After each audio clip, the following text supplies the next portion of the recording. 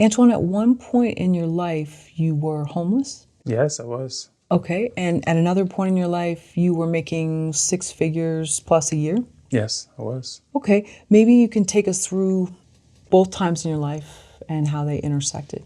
That was great. Couple first questions. I like it. Oh, good. Okay. Homeless. I came from humble beginnings, raised in Southside Jamaica, Queens, and have the best mom and has the best dad. When you're younger, you get mad at them, but when you get older, you realize that they was trying their best and they was broken. They was going through their own internal demons. So around 20, I said around 20, I basically left the house because at the time my mom, she's not here no more. She chose her boyfriend over her kids. So I left the house, was homeless for like a year and a half, and I started a job working in New York. And that was a moment that I realized that you got to do better. You can't let your past determine your future, and you got to turn your pain into purpose. So I went through all that trials and tribulations, work on myself, work on my trauma, to heal myself, get myself better. And now, today, I'm just an amazing man. I was working in New York in the hotel industry, making six figures a year. But everybody living in New York know that six figures a year is nothing. And I wasn't happy. And some of my friends like, you make six figures, you have a good job. What are you doing? Money don't bring happiness. Internally, I had a battle that I could do more in life. So I used my job. I basically used my job as my passion to fund my dreams. So I didn't want to do the whole freelance working in the film industry. I didn't want to do that because I felt like I had a job. So I tell everybody, you need a job and a dream. I let my job be my investor to help me fund my company, Antoine Films, and the best decision I ever made. Okay. Do you mind if we go back to when you were 20 for a Yeah, little while? yeah. Okay. And forgive me if I get too personal and we No, don't have to answer. transparent. Okay. Okay. We appreciate that. And I know that's asking a lot It was not. to go. Okay. Well, for me it would, but yeah. Okay. So when you were 20 and you decided to leave and you saw, okay, this is what my life is and I need to do what I need to do for myself. Did you have an idea about making films at that time, or you were just looking at survival at that? If someone told me I'd be doing what I'm doing now, I'll laugh in their face. Because when you come from the inner city, especially where I came from, Jamaica, Queens, you're in survival mode. So there I was trying to get a job, not go to jail, not get murdered. So around that time, a lot of my friends went to jail, got murdered, or just went somewhere else that I didn't want to go. So I was in survival mode. I didn't start getting into the film business probably around 28, 29 seriously, because from there I was in the music business. I was managing artists, directing music videos. But when you deal with hip hop artists, especially in the inner city, a lot of them was going to jail, getting caught up. So if you're a manager, if they stop, your career stopped. So from there, I said, you know what, I'm not reaching my full potential. So I just started doing music videos. But music videos was the same thing. I had a big imagination. But at the time working with the artists, they didn't have the budget. So I said, let me do a short film. I did my first short film called Split Decision. It was a female boxing film. I funded it myself, working my regular 9-to-5 job. And so let me invest in myself. Because coming from the film business, when the big record labels say no, that the rappers and the producers was selling out their trunk on a treat because we didn't wait for big major labels. We validated ourselves. That's why I got it. The whole validate yourself from the music industry, because that's where you came from. And once I did my short film, I was like, wow, I did this. And it won so many awards and I was happy. And I said, this is what I want to do. Tell my stories, use my imaginations. I don't need a degree. I don't need a lot of money. I just need to execute. And that's what happened. So you were working in the hotel industry, like hospitality management? Yeah, I was or doing something? that and I was doing security. Okay. And do you remember when you gave your 2 weeks notice? Because you were going from that to the music industry? Yeah, so no, I was still working. So through my whole career, I always had a job because I didn't want to do freelance. So I worked security and retail. I did private investigation. If you think your husband or wife is cheating, I did that. And I almost became a cop, but I didn't do it. But the whole time I had a job because I hate relying on another person to give me money and do the whole, like the freelancing, I didn't like it. So I worked my 9-to-5 job. During my 9-to-5 job, after my work, it's 24 hours in a day. A lot of times people say we don't have time. You have time. You just got to make time. Prioritize your time. So when you were dealing with hip hop artists, were you able to see some of the life situations that were maybe pulling them down? Yeah. That you remembered, and how were you able to maybe either you didn't try to help them, you stayed out of the way because it was a business relationship, or it crossed over because it was the whole package? Yeah, I try to help because I was dealing with my own trauma myself. I was trying to help, but it's just like you have friends and family. Only so much you could do. They got to help themselves. So I was working on myself, getting better, but they were still stuck. And I could have helped them because, like I said, I wasn't rich. I had money. A lot of times in the city, we dealing with financial, racism, a whole bunch of stuff. So I could have helped. And a lot of the guys that I was working with, some of them went to jail and some of them not here no more.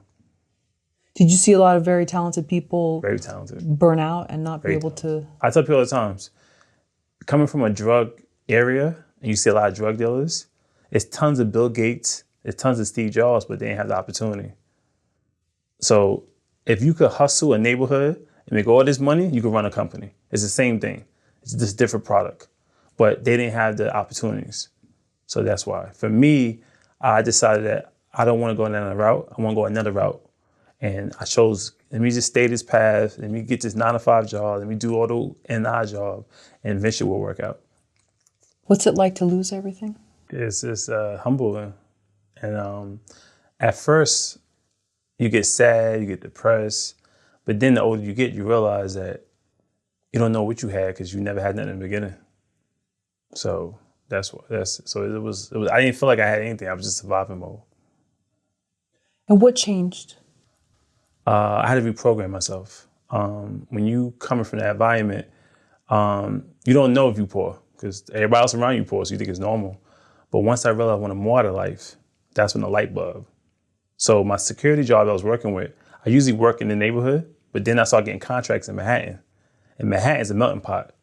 You see different things. That's why I tell everybody, take your kids, they can explore the world. Because when I was growing up, all I knew was up the block.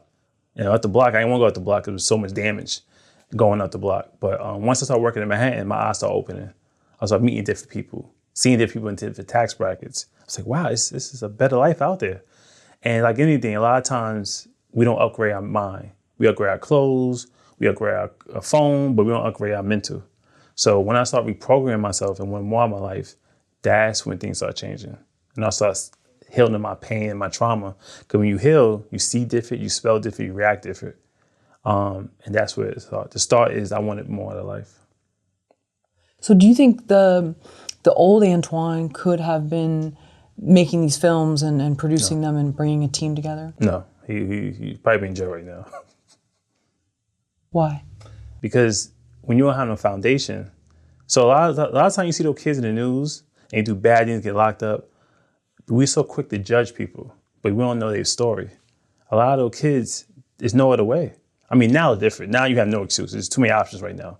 But back then, in the early 2000s, especially early 90s, I grew up in 80. I'm born in 81. I'm 40 now, but there's no options. So sometimes we're quick to judge people, their situation, but a lot of times it's the home environment. So if the foundation is broke, you don't know what. So when I see kids now, they got both parents, got everything, and they still acting, that's something's wrong. That's a whole different situation right there. But yeah, just, that person would never. So sometimes you got to kill the old you to have to be the person you want to be. How do you reprogram your mind? It's hard, but you got to do it. So I think the first time where it was is I had a few of my friends pass and go to jail. And I was asking myself, like, how can I get out of this? Like, what could I do to make things better? And I kept it simple. If I want a job interview, I can't dress like I want to dress. I got to get a suit. So the same thing in your mind. If you want better, you can't use old keys to open new doors. You got to start thinking different. You got to start loving yourself more. A lot of times we settle for less. We do 90%. We give it to everybody else and we get the crumbs. So I had to reverse that. Love myself more, do more for myself, and I do less for everybody else. 'Cause a lot of times we help everybody else and we left with nothing. So I tell people have a balance. If you're an actor, if you want to spend 90% in the casting room You basically giving an individual control of your whole life. Split it up. Start writing your own films. Start producing your own films. And like, give your life a balance. 'Cause a lot of times we give, and we don't give nothing to ourselves. And so with the reprogramming, do you ever feel sometimes the old mindset creeping back in? No, I killed that person. No, I don't even want to go back. Because that old mindset was, I was broken. And I didn't have no one to talk to. And I didn't have a great family because they was broken, the blind leading the blind. So no, that person never come back. I use that old person as motivation to go forward.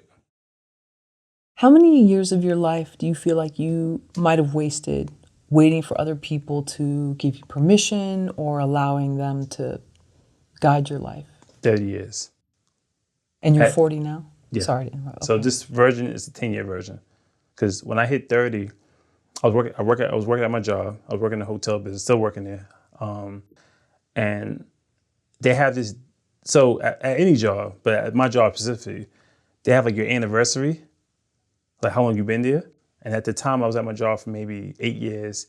And that's the amount of coworkers, 20 years, 25 years, 30 years. And the crazy thing about it, we make the same amount of money. That just blew my mind, like, what? So I didn't want to die an old man full of regret. And that really feared me because a lot of my friends was dying and they was talented. It's just, they didn't see it in themselves. So I just wanted to die an old man full of regret. I was afraid. So you knew that you could live maybe the rest of your life with a stable paycheck. Maybe it would only go so far. Yeah, it's a limit. Okay. It's a limit. A regular 9 to 5 won't give you financial freedom. You have to invest. You have to invest in something, do something else. Because especially living in New York City, you almost got to be a millionaire to be happy. Like the rent is, like right now I'm living in New York. My rent is like $2,000 a month for 1 bedroom. So the time you pay all your bills, you have crumbs left over. So I had to say I want more out of life. I didn't want this life no more. But at the same time, you said also too, money doesn't bring happiness. So you wanted some kind of fulfillment. I wanted options. So money for me bring options. It won't make me happy. I needed some more options because I just needed more options and like figure things out. And you got to bet in yourself. That's what I did. What were you waiting for and why didn't it happen? Validation. A lot of times we look for validation everywhere else except the person in the mirror. And I had to realize, Antoine, the only way you're going to get where you need to go, you got to be your own best friend, your own cheerleader, and got to validate yourself. And that's what I was waiting for. And a lot of times, that's what we're waiting for, validation. And we don't know that we are enough. We don't know that we are so powerful, but we have to know it ourselves because when people don't believe in your vision, I used to get mad about that. I'm doing auto projects, no one believes in my vision, but I have to realize, Antoine, it's your vision. That's why most people don't have vision. So you have to really remember that that's your vision. Like you look at Steve Jobs. Steve Jobs had a real big vision. He sold the same iPhone every time, it just got bigger and bigger. So you really got to have a vision that you trust, you believe, and I guarantee you, you stick to it and you be consistent, you will get your opportunity. I'm living proof. Did people try to talk you out of believing in yourself in the beginning? Yeah. Growing up, because you got to realize most people don't have vision. That's why we have 1%ers. So you're going to have people tell you, oh, I don't believe in you. Your film is that garbage. What they really saying, they projecting their own fears onto you. Because when people come to me, I don't tell them, oh, it's garbage. I say, well, you can fix that up. I give them solutions. Because at the end of the day, we don't know what's going to work. Like, we just don't know what's going to work. We're in the wild, wild west. So no one vision, like, look at what, it's films that I watch. I'm like, it's a film I watch called Piranha. Like, Piranha 3D. Like, who? Like, it's about piranhas. But someone believed in that vision and invest in it. So stick to your vision. The only thing I tell people is just be consistent and be very clear. Because when you get into any business, if you don't have that vision, they could take your life and run around and you just get lost. Do you think people can sense when someone's when they're wavering? Like when you had to almost like sit yourself down and talk to yourself and say, okay, this is the new Antoine and my life starts this is now my life, maybe at 30 or whatever. And people can sense when you're on the fence. Yeah. And they take advantage of that? Yeah. If you, people, this is, especially in any entertainment business, people take advantage of you. If you don't know who you are, forget entertainment business, life. Your family, your friends ask you for all this money, they don't want to give. Like, you got to know yourself, because a person only going to allow, like, you can only allow a person to take advantage of you. So that's another thing. When I was going through my stuff, I was like, why am I allowing people to take advantage of me? Like, why can't I just say no? And you also got to know the power of no, because that's a very important thing, to know yourself. Because, you can't allow people to take advantage of you. It just can't. You gotta be a CEO in your own life. Antoine, when you were in the music industry, how often was the most successful artist the most talented? Not so much, because a lot of times it's politics. Sometimes politics override talent.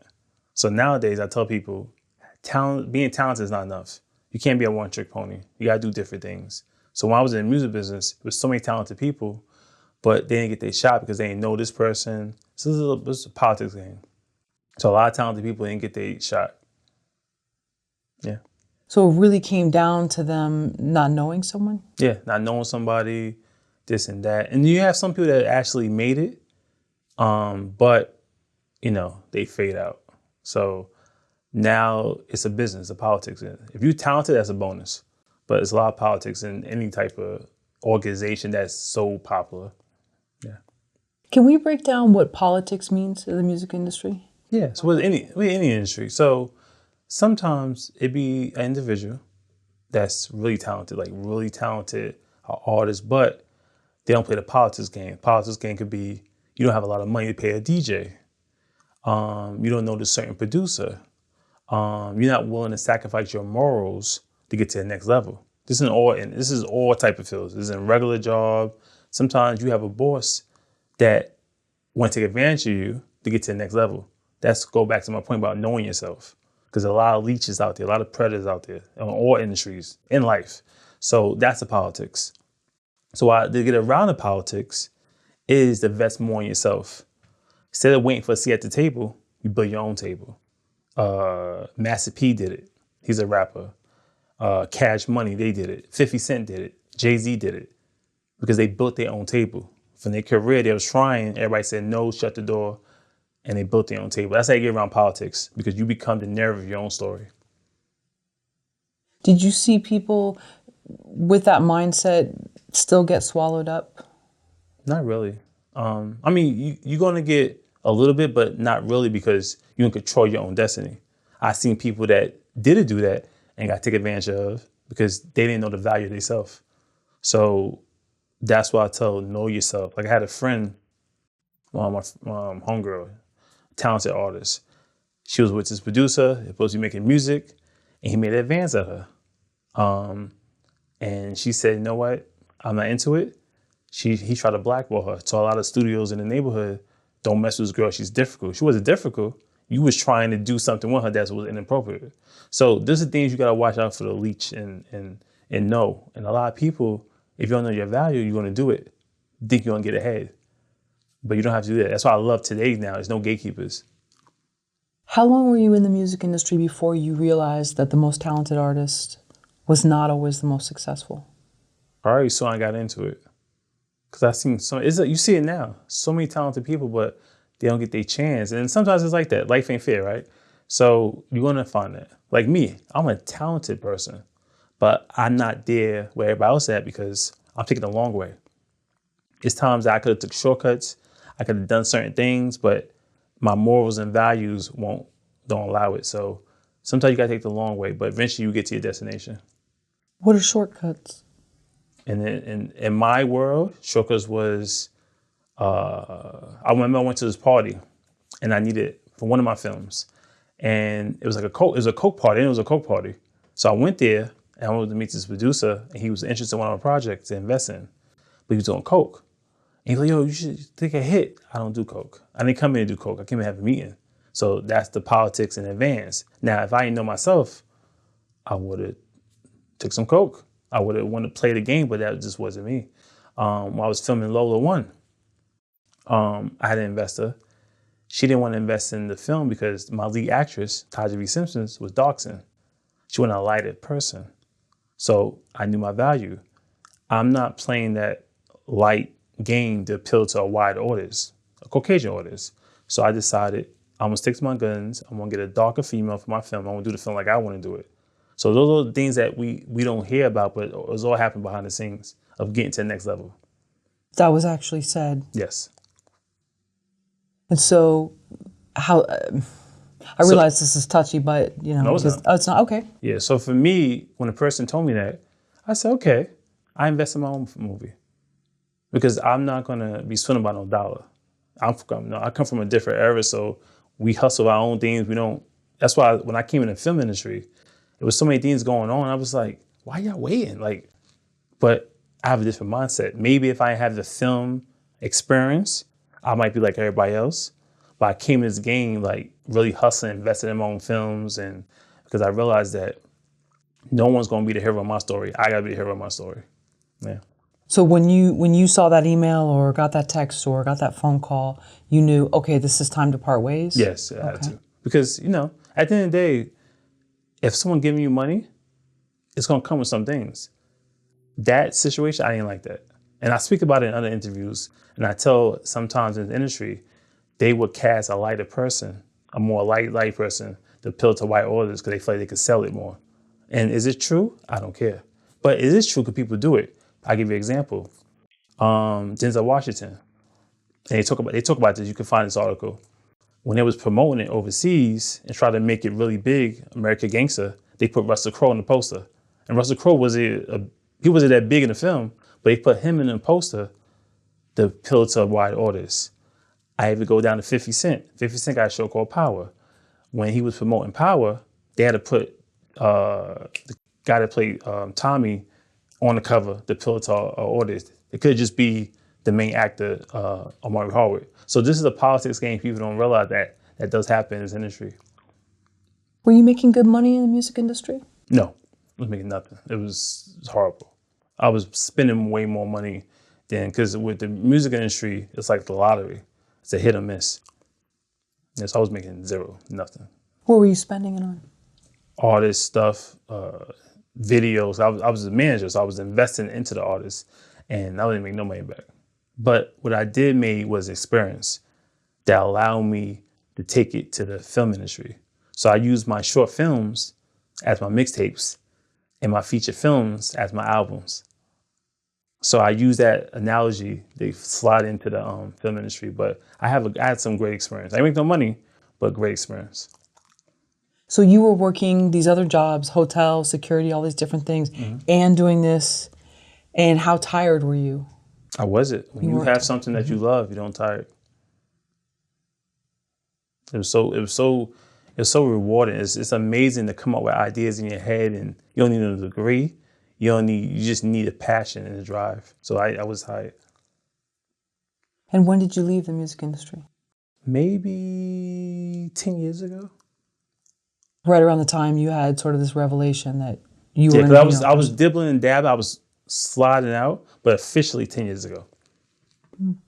Did you have to tell some of the artists that you're working with that you were sorry? No, no. They knew I was leaving. Oh, they knew. Okay. Yeah, I was like, I'm going. Y'all got to figure it out.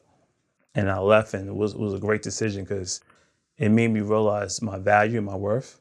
And when I got into the film industry, I fell in love. I know that I tell people too. You want to do something you like, fall in love with something. When you fall in love with something, you do anything. How many times you have a relationship with girls or a guy, you did anything for that.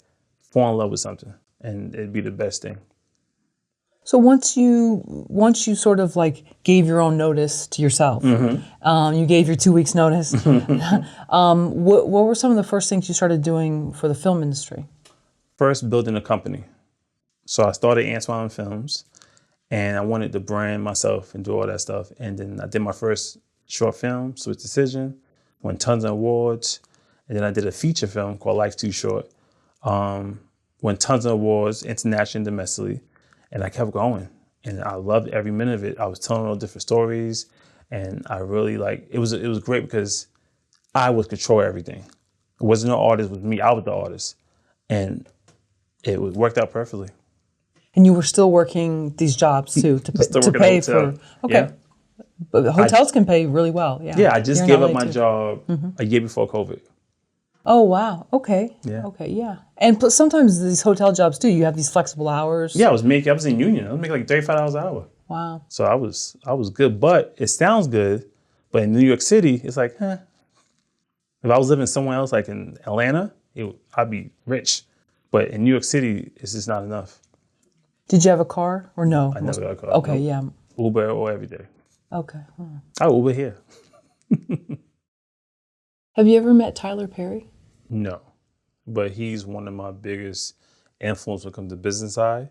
Because when I started the music business, I had people like a Jay-Z or Cash Money or Master P or 50 Cent that have that structure. But when I came into film business, I was like, y'all don't own nothing. Y'all don't own none of your films. But Tyler Perry showed me the industry way to do it. So he's my biggest blueprint of how to structure your business and own your catalog. And so he's a great guy. So when you first, maybe you saw a Tyler Perry film, how did you start researching him to really dissect how he does things? I ain't have to research. It was bootleg videos everywhere. Before we had all this, a lot of his plays and movies was bootleg. So it was everywhere. He had plays in New York, so he was just everywhere. So he was like, "Oh, this is how you do it. This is how you," because he's really the only filmmaker, African American filmmaker I know that have a large catalog. Like his kids are fine. It's people that own their films, but his catalog of ownership is just like the Medea catalog is just alone just ridiculous. So I've never seen this done before. So it was amazing. So did you say, I want to do the same types of films, or you had your own spin on? Yeah, my own vision. I didn't want to be one of those filmmakers that does 100 studio films, but don't own nothing. So I'm big on ownership. So you gotta own something. Like it don't make no sense that auto directors do auto films and don't own no IP. Like it don't make no sense. Like I don't even fathom how you could work and do a whole bunch of films and don't own anything. Like I read an article with Sylvester Stallone, and he was talking about how he don't own nothing in the Rocky franchise. He had no ownership. I was like, how did this happen? But back then, he didn't have the right people around him. But he did an article recently. He complained about it, that he doesn't. I mean, he get paid, but he doesn't own no IP of it. I forgot who owns it, but he doesn't own. So in my film, when I heard that LOLA is a franchise, I own the whole franchise. But you gotta, I'm big on ownership. Don't make no sense to me. Like when you watch Jason, Jason in space, Jason goes to Manhattan. Like the person that really did Jason do not own this IP that does the movies like that. So I'm big on ownership. You have to own something. What if someone says, I'm going to give you this amount of money to sell this Lola franchise, this Lola idea, this character, and you won't own it. You're going to sign over your rights, but you're going to get X amount of dollars, whatever. Yeah, it makes sense. So like Lola 1, Lola 2 have ownership in it. But it just have to make sense. It just have to make sense. It have to make some type of sense. But right now, no, nobody. So if it doesn't make dollars, it doesn't make sense. Yeah, it gotta make some sense. And even if I say, hey, here's some ownership, I do another franchise. But it doesn't make sense to do like I be seeing filmmakers make like 100 films. They don't own one movie, like one. So I'm big on IP but most filmmakers don't even think about IP. Like all the big studios got Ninja Turtles IP, Star Wars, Marvel, like that's heavy IP catalog. But most filmmakers don't understand that. But you got to look at legacy. When I'm not here, I want to give my kids something. I don't want to give them, hey, your dad was a great filmmaker, but I'm broke. So I want to pass something down. Do you have kids? Not yet. My wife is working on kids now. So oh, okay. All right. Excited. Okay. If your son or daughter wanted to be a filmmaker, would you advise that? You'd say, great. Okay. Yes. Mm-hmm. How much do you know about Tyler Perry and how he got his start? I know everything. When I look at somebody that I relate to, I really study him. Like his story is, when they make his movie, it's gonna be amazing. But yeah, he's one of one. He's like a 1%er. If you go research, someone did it before him, which years ago. I always mess up his name. Asha Moshe. I probably messed up the name, but y'all can research it. Asha Moshe. He's one of the black filmmaker, and back in the day, his films they didn't want to take it. So he started his own studio, started producing his own films. And so Tyler Perry is like my mirror to go to when it comes to ownership and building your own empire. Like I said, it's okay to give some films away, but own something. And Tyler Perry was homeless at one time? He was homeless. I was homeless too, yeah. Yeah. So how much does that factor in? Because you know how in the film industry, it seems like a lot of people come from, more of a middle class helped background, and I know I get some flack for saying that. And people can be mad if they want, but that does set a foundation that does help you. Whether it's just parents know somebody and they can get you a job somewhere. How much does that help you relate to that person? When you see that they came from humble beginnings, or I don't even know what his family situation was like. I don't know why he ended up homeless, but well, he had the same family I had, broken family. He got molested. When I was younger, I went through some of that. But yeah, you come from some people. When you come from that trauma, it's two things going to happen: you're going to die in trauma, or you're going to turn your pain into purpose. He turned his pain into purpose. He helped a lot of people. So he's one of the people that I look up to and influence in my life. And so he initially started doing plays. He was doing plays about the church or about the church. Okay. And what he taught me is know your audience. He had a huge audience, like a very huge, and he just knew his market. And when I'm looking at certain things, he's like one of him, 50 Cent, a few other people, but him and 50, the two people that I really look up to. In terms of what Tyler Perry's been able to build, what's the top inspiration for you? He did it. He did it with no help. I mean, he had help, but he didn't come from those beginnings of family. Hey, I know this person in that studio. I can hook you with a job. He literally got it out the mud. He started with nothing, and he built this amazing empire that helped a lot of people. So that's what I look at. Because at the end of the day, it's easy to be, I did all this stuff. Who helped you? Like I have a friend that he brags about, but his father works for a big studio.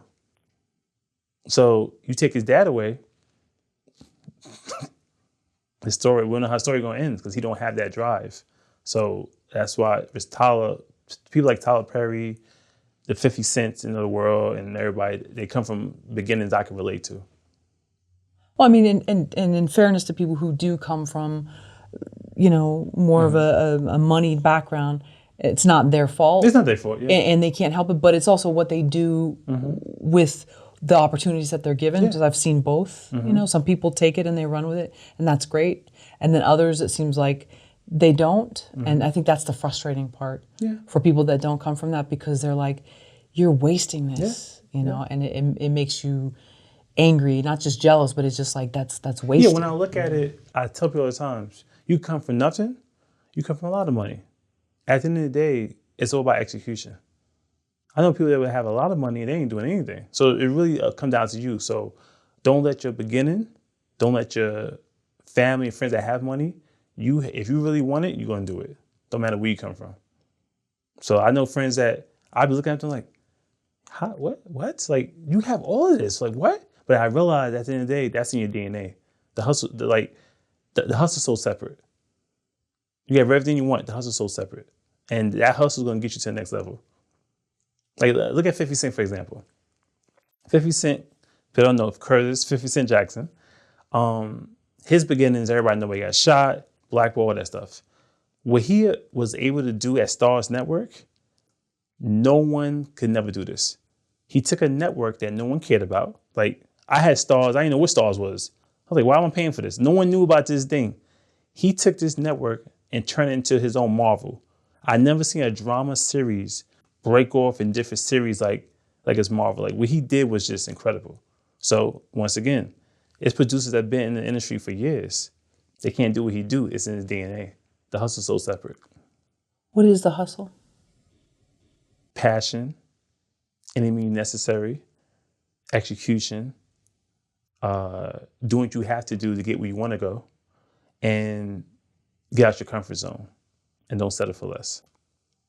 But then going back to that party where people were enjoying themselves and in ways that Sometimes people think it's just one weekend and they'll Yeah. be fine, they can walk away from it. And then if you've ever been on the other side of that, you see that that one weekend is going to turn into months and years. Like me, I don't smoke, I don't drink, I barely go to parties because I'm at a point in my life right now that I don't have time to have a whole weekend partying. I could be doing something else. It's okay to dibble and dab, but don't have to party with your whole life. So any means necessary does not mean enjoying and joining Oh, in no. for one weekend when it could catch you. Yeah, I mean, necessary is if you have a film project, like for me, for example, right? It means necessary. LOLA, when I could have get investments, I did overtime at my job. I don't like my job, but I did what I had to do.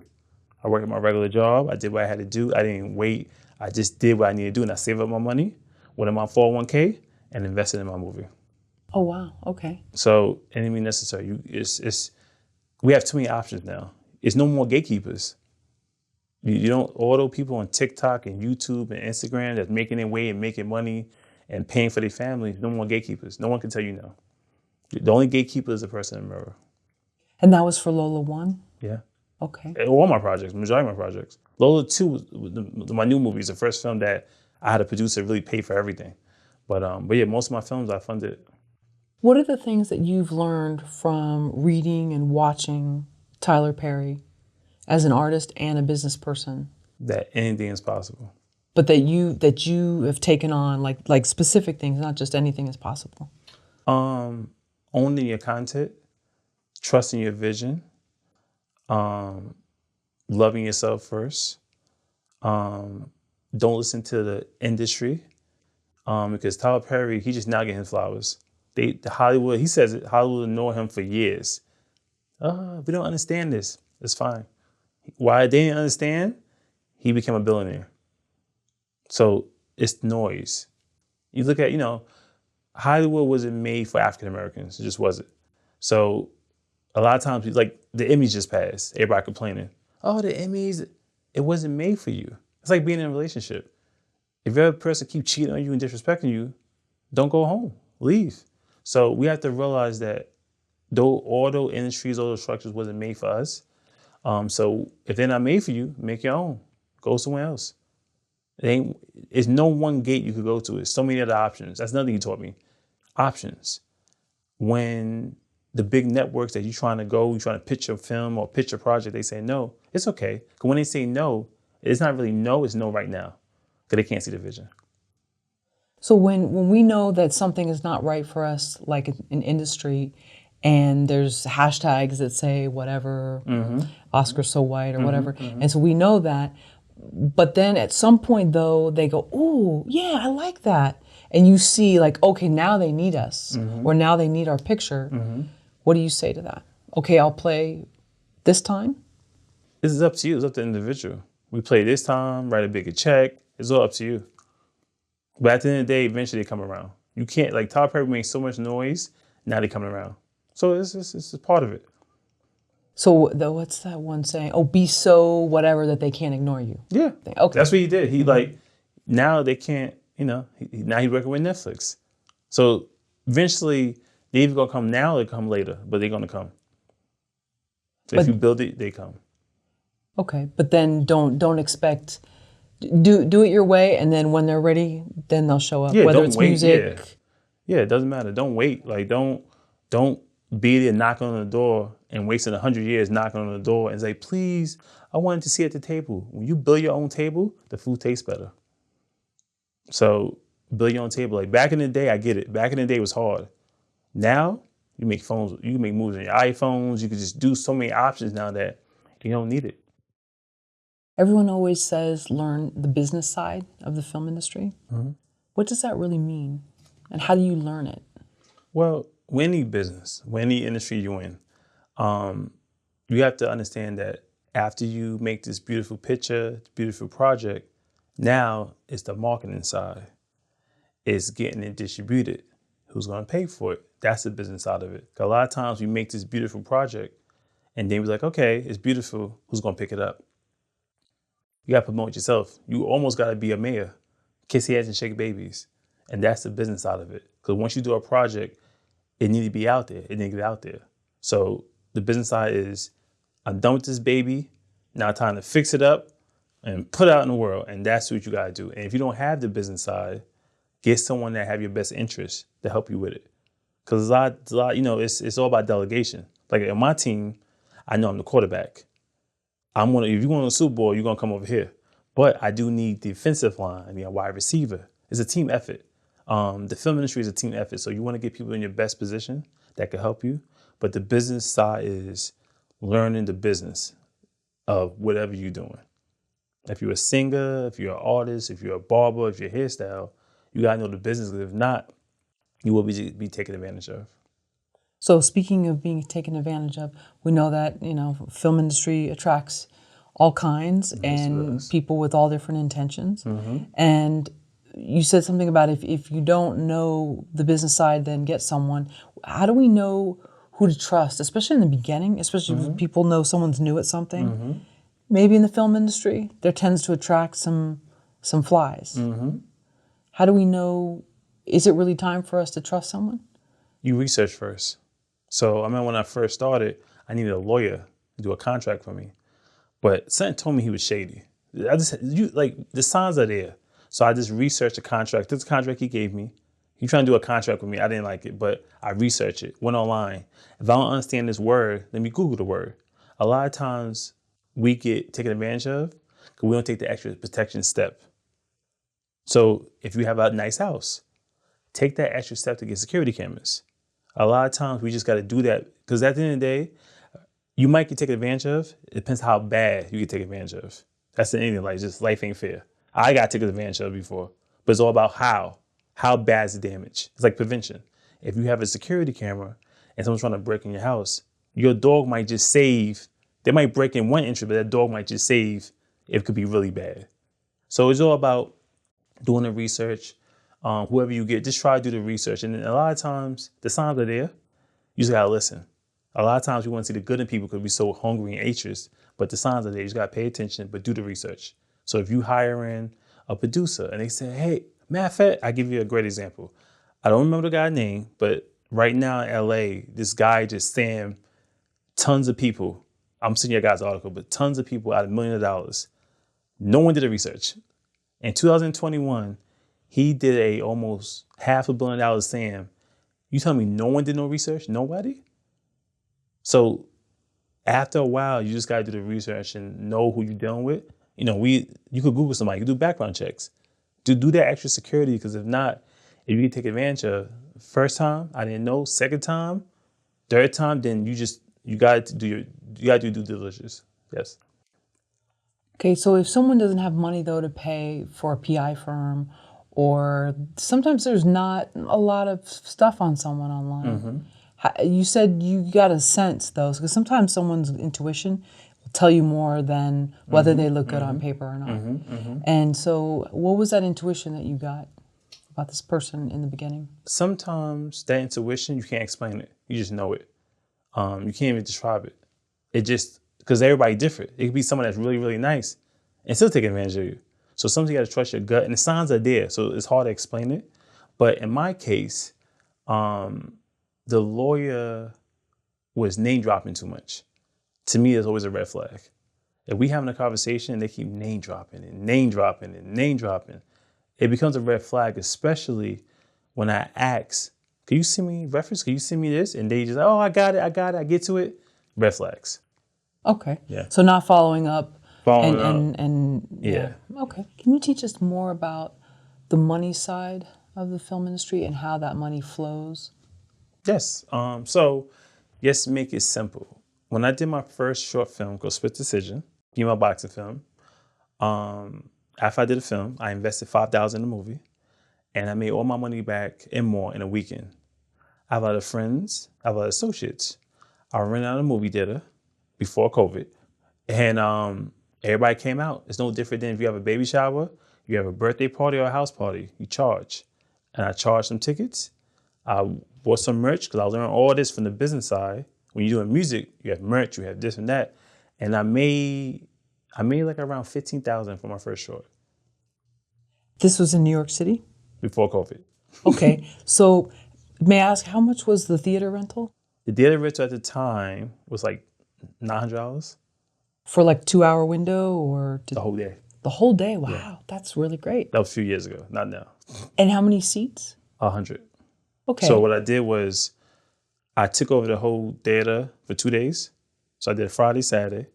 And since it was a whole day, it was a short film, I got other short films to show before mine to get their crowd to buy tickets. And I had merchandise there. I sold food there. I had a whole thing going on. And that's how I was able to make some money. So did you make the food or you got outside vendors My and then family, you split? family made the food. Oh, your family. Okay, wow. Okay. Before COVID. what did you serve? Chicken wings, mac and cheese. Nice. And yeah, it was good. Okay. And you were selling merch for the short film? Yep, for the movie, yep. Okay. So I went to you could go online and get the printed shirts and buy a few and sell them, yeah. Sure. And so may I ask how much were the tickets? $20. $20. Okay. And so that included how many films? 3 films. 3 films. Okay. So. And while I was showing it, so each day I did like 4 showings. Oh. Yeah, so I had the whole day. Okay. Wow. Yeah, so I had the whole day. So I did multiple showings. I did that with my first feature, Life's Too Short. I brought out the whole theater and I showed multiple times. And then what I also do to help the film, I cast people that have a following. So the film I had, people knew they had a lot of friends and my daughter's in a movie, my cousin in a movie, they all come out. So it's like little recipes you got to do especially when you're casting. So yeah. Sure. Okay. Wow. Yeah. And so that was what, 2019, 2018? No. My short film, that was like 8-9 years ago. My feature film, my Life Too Short, that was maybe 4 or 5 years ago. And I did it again with Lola year before COVID. Matter of fact, the day New York shut down in March, y'all seen the video, I sold that out, ticket sales and everything. And I was selling $30 tickets for that one at the AMC movie theater. So you guys screened the day before the day of March. Cuomo shut it down. Okay, yeah. Wow. Yeah, so. Wow. But yeah, so it's like, once you do a project, film festivals are great, but film festivals is not really going to get you a lot of money. So do like little screenings, Now you can do drive-thrus, do anything that you can make money. Get your friends to come out. It's no different than back in the day. I don't know about y'all guys, but I used to do house parties. You charge, make some money back. You would know your true friends when you put a price tag on a product, who your real supporters are. Well, I don't have kids, but do people they charge for baby showers? No, I'm just saying that to get your friends and family to come out, treat it like a baby. Okay. Because they're going to give you gifts for your babies. Okay. So yeah, treat it like your film. It's your baby shower. It's your baby come out. Everybody buy a ticket. Those are gifts. Okay, right. Yeah. So instead of a rattler and a pink little bow, you pay for the tickets. Yeah. It's your baby. You just made it. Okay. Have you ever had it where it hasn't worked out? No. That's never happened. Okay. Nope. Only in the music business. I remember I was doing the showcases with the artists. There was fights, shootings. It was because the music I was working with was aggressive music. It was gang stuff, so it never worked out. That's why I didn't make the money. But the film business, I've been good because I realized that you got to control your emotions. Meaning, don't do things on post. Like really pre-production. So if you do pre-production for your film, do pre-production for your business. Make sure everything's right. But yeah, thank God, never had a problem. When should new filmmakers expect to make money from their movies? It's up to them. When I first got in the game, I started out the door. I said, if I'm gonna make this film, I'm gonna rent out venues, I'm gonna sell, because I already had that mindset from the music business. Now, some filmmakers don't have the experience.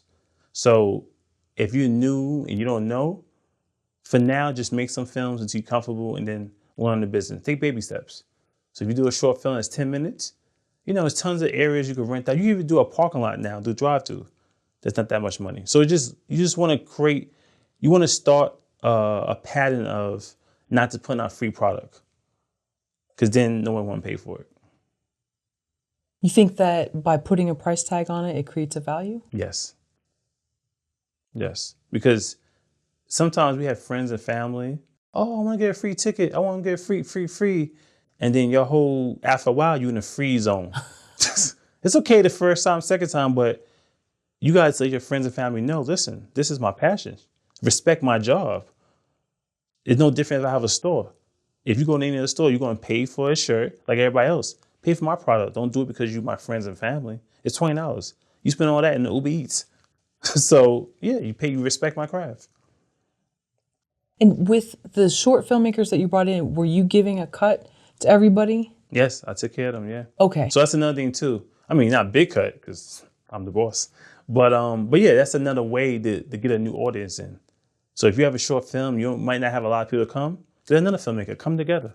So you're both bring your audience and together and build together. It's no different than, so the mindset too, go back to my music business. If you go on tour, you have other acts. Everybody bring in their friends and family so we could all work together and have a fun time. So each showing, there were 4 showings a day with this and $900 a day. Wow. Yeah. That's a really good price. Yeah. That's back in the day. Now it's not. But yeah. Yeah, that's what I'm just trying to see if today. Today you could do it. So let's talk about something more recent. Before COVID, I did a premiere for my film, LOLA, and I did $30 a ticket. I got a sponsor to cover the whole AMC theater. So I made all profit and I sold so much. And that night alone, I did like 9,000. And may I ask, how did you find the sponsor? Once you start building your brand up, people start coming. So I've been doing this for a while. And I had a friend that had a shoe. He said, Antoine, I want to help you. I want to sponsor. So it's like the more you invest in yourself, the more people want to invest in you. So it wasn't like overnight. I knew people. I was meeting people here and there. So they want to invest in me. So they sponsored the whole venue for me. What was in it for them? I always help them do stuff. Sometimes I put their clothes in my film. So it's like, okay. that I'm big on helping people. So now people just want to help me and want to see me in the best position they can possible. Okay, so you had already built this relationship. Yeah, it's a relationship. Okay. So I'm big on nurturing relationships. A lot of times in the industry, people don't want to nurture relationships unless they have a value or unless you could get something. Sometimes you got to build a relationship, nurture a relationship. Because someone don't have nothing to help you now, we mean can help you a year from now. So a lot of times we want to, oh, you can't do that for me? That's it. No, nurture relationships. You don't know where that relationship is going to take you.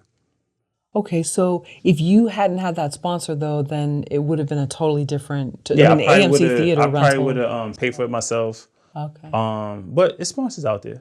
But if you don't, you got to pay for it yourself. It's years I did this before. I paid for it myself, and stuff like that happened. And do you only do these kind of screenings on like Fridays and Saturdays? Yeah, because that's like the weekend, like party weekend. So everybody come out because most people working, during the day. So I try to do this Fridays, Saturdays, or Sundays. So if a theater said, you know what, I have this amazing deal, it's a Wednesday afternoon. I've done it before. Oh, you have? I didn't Okay. make the money I was supposed to, but if it depends. Depends on the overhead. So if I could get the theater Wednesday, it's a cheap deal. Why not try it out? And so you make it an event with food. Yeah, and I make there's- it an experience. Experience, okay. So a lot of times, like I do raffles, I do giveaways. So I make an experience. I don't just come see my movie. I make it, you have fun.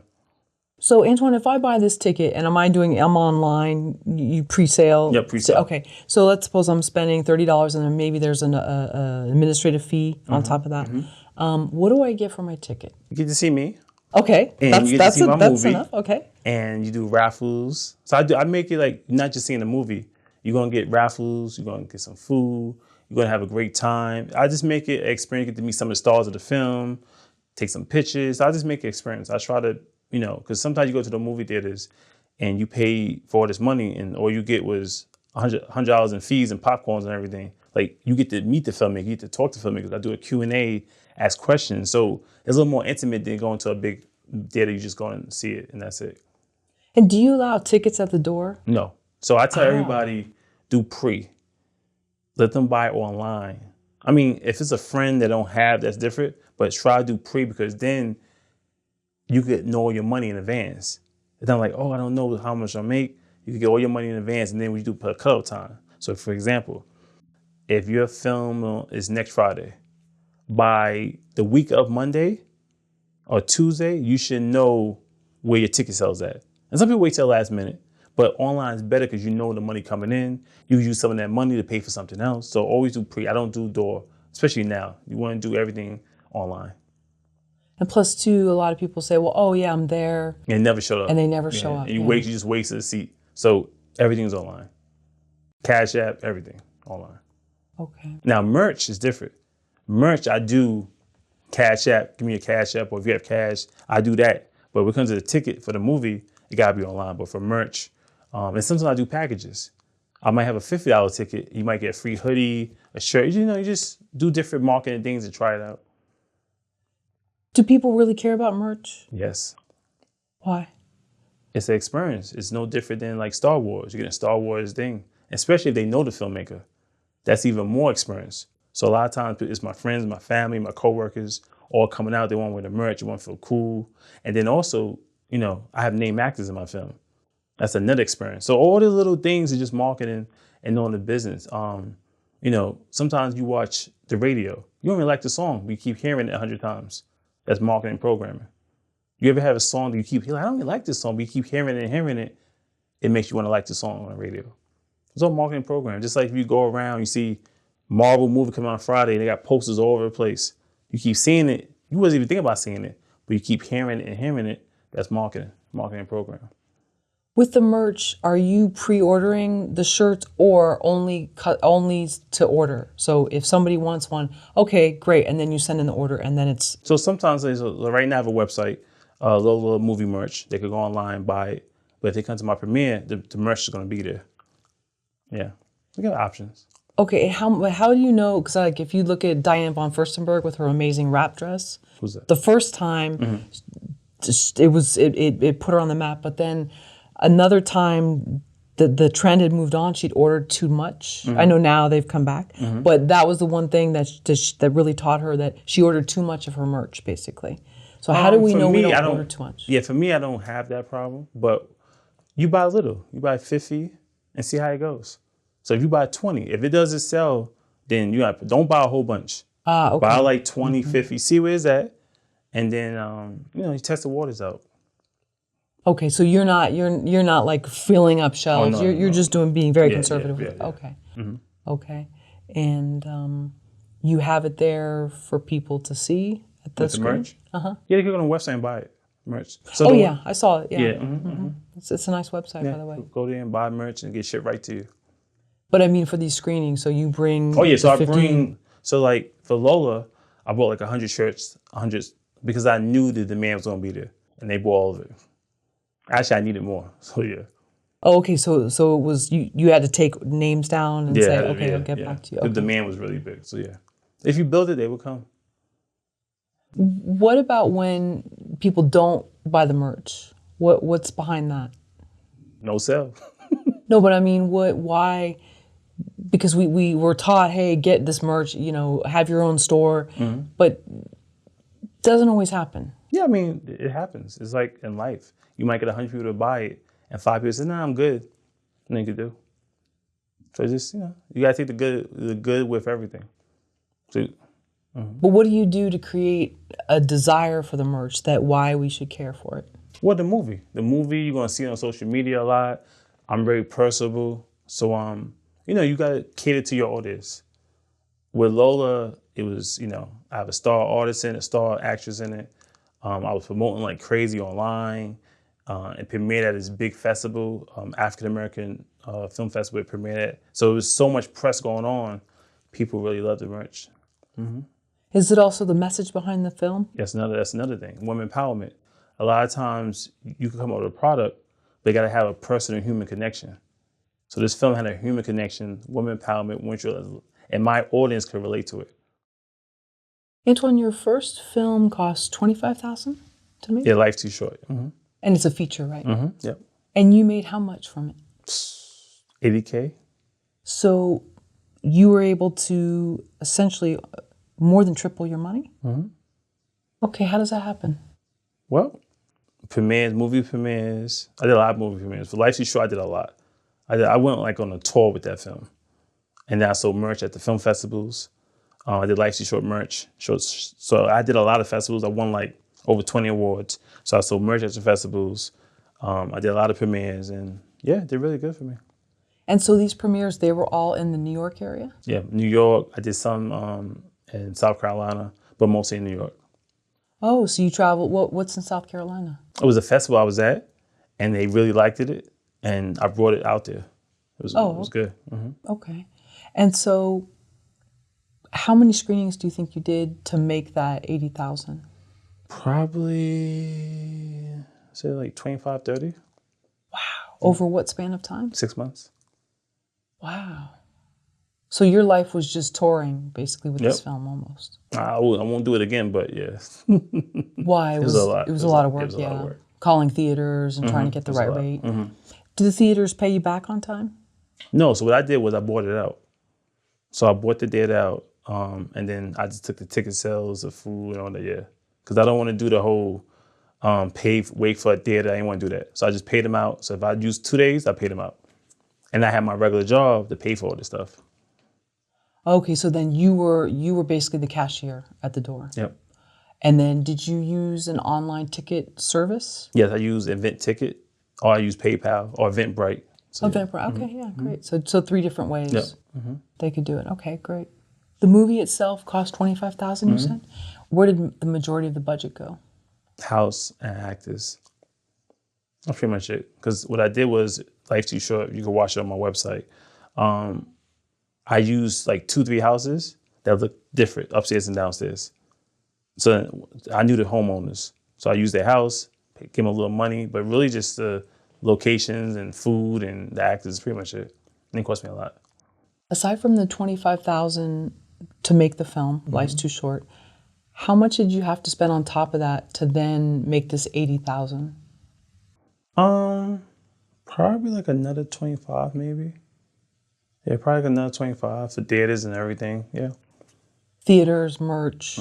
Did you do food too? Yes, some places. Okay. Yeah, so like another 25, yeah. And so, I'm sorry, your family's making this food? No, some I get families, I have friends. Oh, okay. Or I did so in New York, I know a lot of restaurant owners. So I could get a little money to do a catering for the thing, and we do cross promotion, stuff like that. Oh, I see. Okay. But sometimes like this is like a mom and pop restaurant that wants some promotion. I might do like a little video film, like a promo video, and we do like a little trade-off with food, or I give them a little money for the foods. So it's all about negotiating. Okay. And then some of the money because you were working at the time or right before it, so you had that you were paying for these theaters and things. Okay. Can we break down how much money came from the screenings versus the soundtrack versus the merchandise? So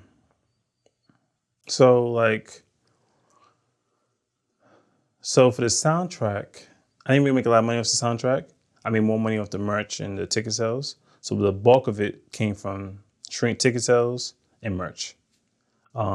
So majority of it came from, if you total everything, a majority came from the merch and the ticket sales.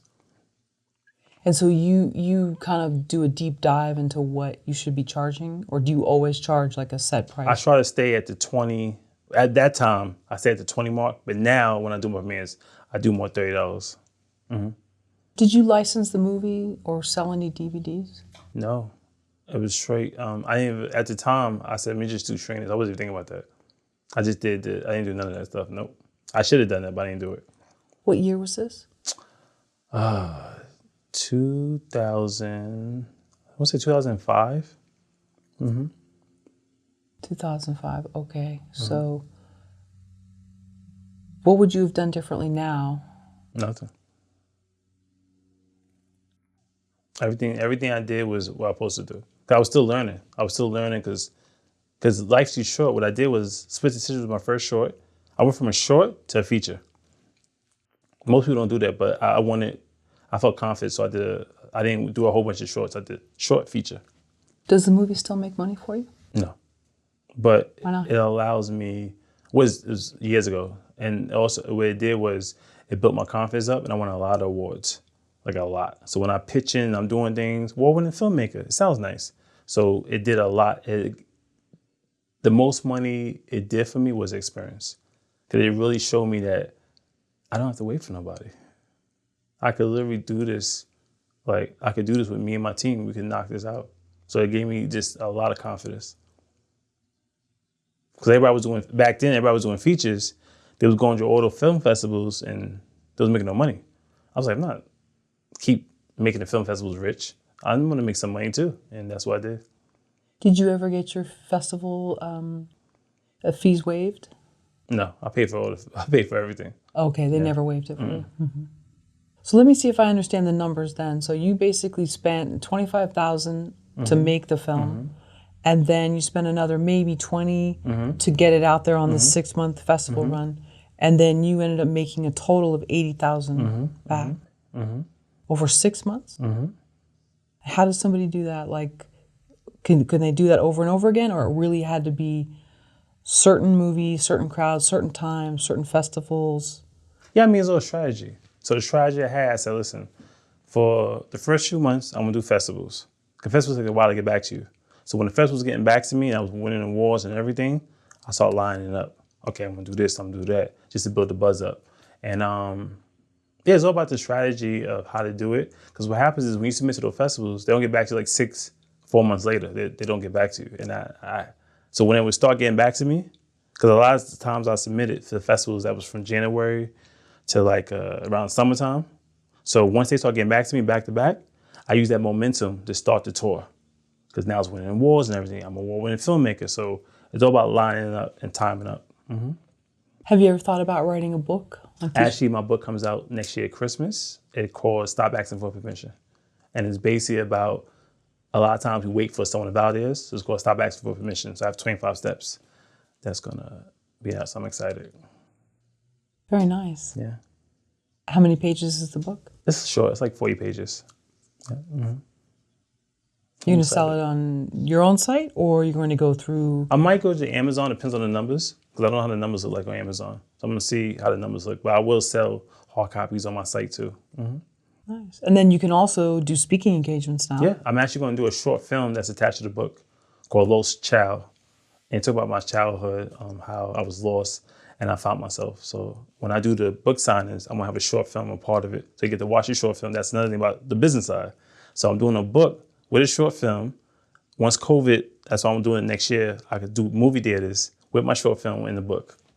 What did selling your first movie teach you about the business?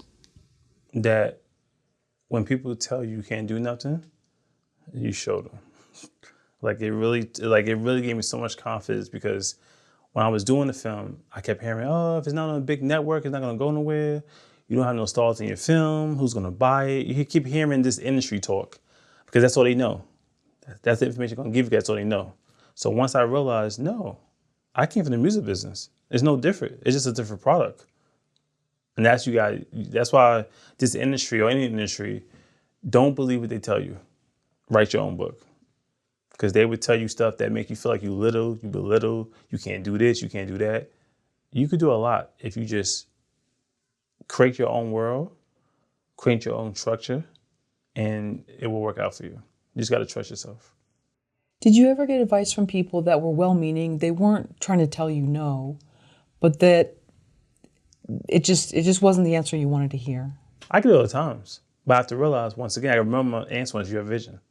I'm pretty sure a lot of people told him, well, you should do this, you should do that, because that's what they know.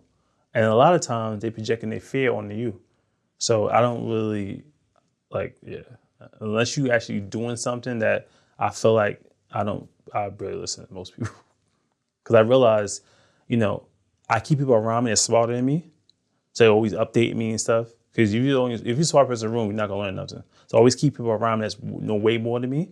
And I know a lot too. But yeah, you get that all the time. It's just people, sometimes they're trying their best. They don't know. They're just telling you, Antoine, you should do this. But at the end of the day, you got to trust yourself, man. How can you tell when they have your best interest in mind versus they're trying to stop you somehow and they're negative? I'm at this point, they just talk. I might listen to it. It depends how it comes to me. It depends on the energy, how they present it to me, and that's what I know. So it's all about how they presentation. What comes to me. Okay, so it's not really what they say, it's kind of how they say it. The presentation is how they say it. Okay. Was your first feature film a success? Yes, it was. How confident were you that you could duplicate that success? I was very confident because I did it in the music business, and I knew with anything, if I did this one time, I could do it again. And I was confident. I won a whole bunch of awards. I remember when my film, Life's Too Short, got to the film festival in Spain. I never been to Spain in my life. I went out there and I seen that crowd. It was packed, and I was like, how? Like how? And it's the confidence. One thing about film festivals, it really builds your confidence, and that what it did for me. That it's a zillion people in this world. A lot of times we focus on industry people. It's a zillion people in this world. You just got to find your market and find your tribe. Yeah, because there's been a lot of debate about film festivals and whether they're worth it or not, and is it just for the laurels? But I like what you're saying right here. So it's not just that. It's not just to put laurels on a website. It's that it built your confidence. Yeah, it builds my confidence up. Now, is it worth it? But when I was doing it, it would build my confidence up.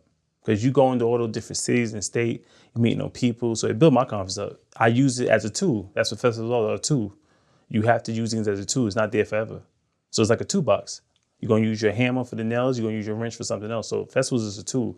Don't get stuck and caught up in it. And why not now? Because COVID. Oh, okay. So if things were open and Oh yeah, it'd be still good. But COVID. Because now they have festivals online that it don't make no sense. And they charging fees. It's just the dumbest thing. I had a film festival for 4 years called Validate Yourself. I ended because of COVID. Because I don't feel comfortable charging filmmakers a fee to watch it online. That don't make no sense to me. Especially if you look at all the movies out right now that's on Netflix or the big stretch, but none of them got in film festivals. No one said, you know what? Because this film festival, I want to watch this movie. You never hear that. So now it doesn't have the same power like it used to. I mean, it's tough. I mean, there's great films that you can watch online, but at the same time, part of being at a festival is just hearing the audience. Yeah, it's a different experience. Right. You can't beat that online stuff. So with the films that do it, I shut my festival down because I didn't feel right charging fees for online. That made no sense. Your movie Lola has 27 executive producers. Yes. Can you explain how that works? I did a crowdfunding because I didn't have all the money to pay for it. So I did a crowdfunding and just gave everybody EP credits. And no equity, just credit. Okay, and this was on which platform? Oh no, I just hit people up, text, email, blast. I did a little bit Indiegogo, but it wasn't good. So I just hit people up regular. So you did the Antoine Allen crowdfunding campaign. You know it. Okay. Yep. Okay, and so where do you post the people's names? Just in the credits and on Credits the website? On the IMDb and in the movie. So how many people do you think you actually text or emailed? A lot of people. How many? Maybe 40, 50 people. Okay, and so around half or so said half, yes? Yeah. Closed mouths don't get fed. If you want something, you got to ask for it. Okay, and may I ask what was the amount that most people put in? 5,000, 10,000, around there. And what did you have to show them? Well, they already knew my resume already. I've done tons of films already, so it was a yes or no. And sometimes originally the ones said no, they just didn't have the money. Right. Okay.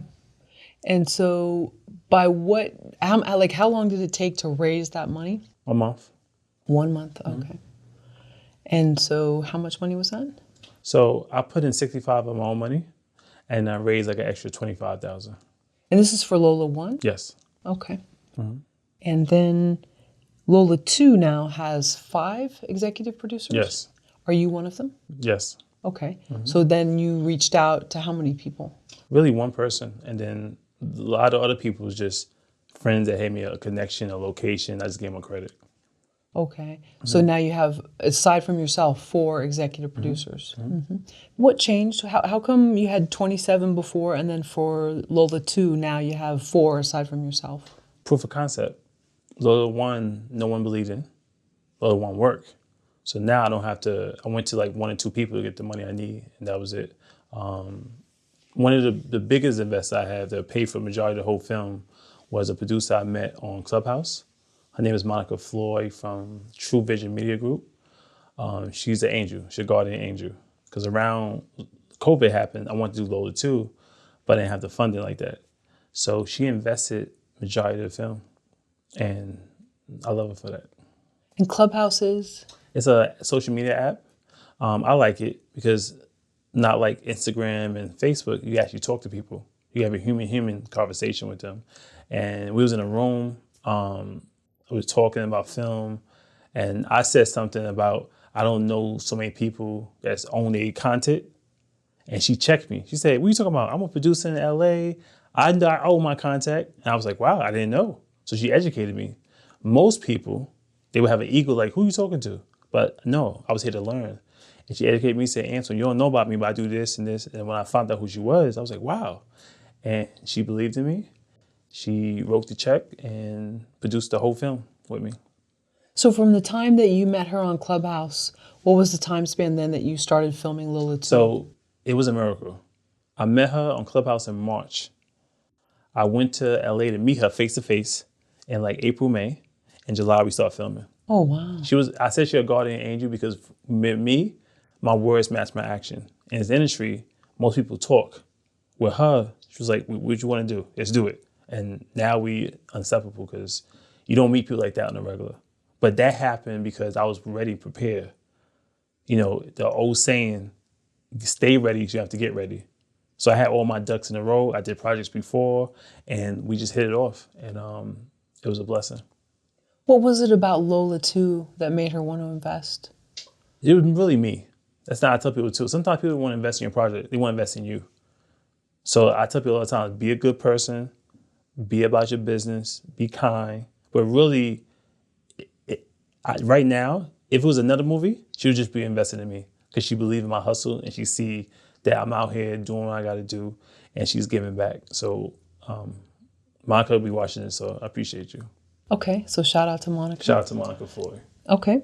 And Lola 2 is finished or a couple more scenes? We in post, almost done, wrap, and it will be releasing next year. Wow. Yeah. Do you have like an email list where you keep all the Lola 1 people Yes, informed? I do, yeah. Okay. Mm-hmm. So sometimes when they go buy my merch, I got their email address. I'm really active on social media. So I talk to people, get their information. I try to stay active. I learned that from Tyler Perry. When Tyler Perry first came out, he still does it, but not so much. He have an email list. He's the email, send an email back, thank you everybody. Have a human connection. I learned that from Tyler Perry, to really connect with your fans. Make one fan at a time. Because those are people that are going to keep the lights on. Let's go back to Monica for a moment. So what was the pitch? You said you met her on Clubhouse, which is a social media app. Mm-hmm. So once I met her on social media, once she checked me, because I didn't know who she was, we talked on the phone, went back and forth. I showed her Lola 1, but really wasn't even a movie. She really believes in me. And sometimes you help people, like I help a lot of people. Help a lot of actors, film. I help a lot of people because I believe in giving and helping people. But this was just karma coming back to me. Everybody that I help, everybody I looked at, because it could be any movie. I think she still would invest because she believes in me. And sometimes it's not about your project, it's about the individual. Sometimes I help people or I invest in people, had nothing to do with their project. It's because of them. So there was no pitch? It was a pitch. People don't realize when you open your mouth, you're pitching. It don't have to be a form, it don't have to be a PDF, you're pitching. When you walk in the room, it's your brand. So when you open your mouth, so people don't realize that's a pitch. So be ready. So when someone say, hey, I'm interested in you, know what you're talking about, be a man of your word, be about your business. So people don't realize that your pitch is yourself. You're pitching yourself. When you walk in the room, you're the brand. So that was a pitch. Is Lola a brand or is Antoine Allen a brand? It's all together. It's my baby. Which brand do you think is stronger? Lola. Why? Because me, I'm an individual, but Lola is a story that takes someone on an emotional roller coaster and deals with pain, trauma, underdog, triumph. And Lola, I'm the first person ever to make a female boxing franchise. Never been done before. It's my female version of Rocky. Like with $1 Million Baby. Nope. I know it wasn't a franchise. What similarities are in that character, and then how is she totally different? Totally different. One, she's African American.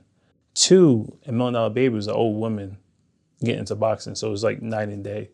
But with Lola, Lola is a woman that had nothing to do with boxing, and she used training and self-defense because she didn't want to be a victim no more, and she tumbled into boxing. So most boxing films, or all boxing films, the family's a boxer, they want to be a boxer. She never wanted to be a boxer. She just wanted to do self-defense, and she fell into boxing. So it's almost like Boys Don't Cry and $1 Million Baby in some similarities. No. No. It's Lola, one of one. Lola's her own person. Yep. Does Lola feel real to you? Yes.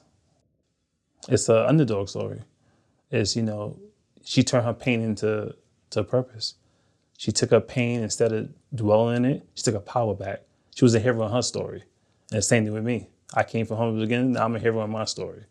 But yeah, it's amazing. It's amazing that this was a short film I did 8 years ago.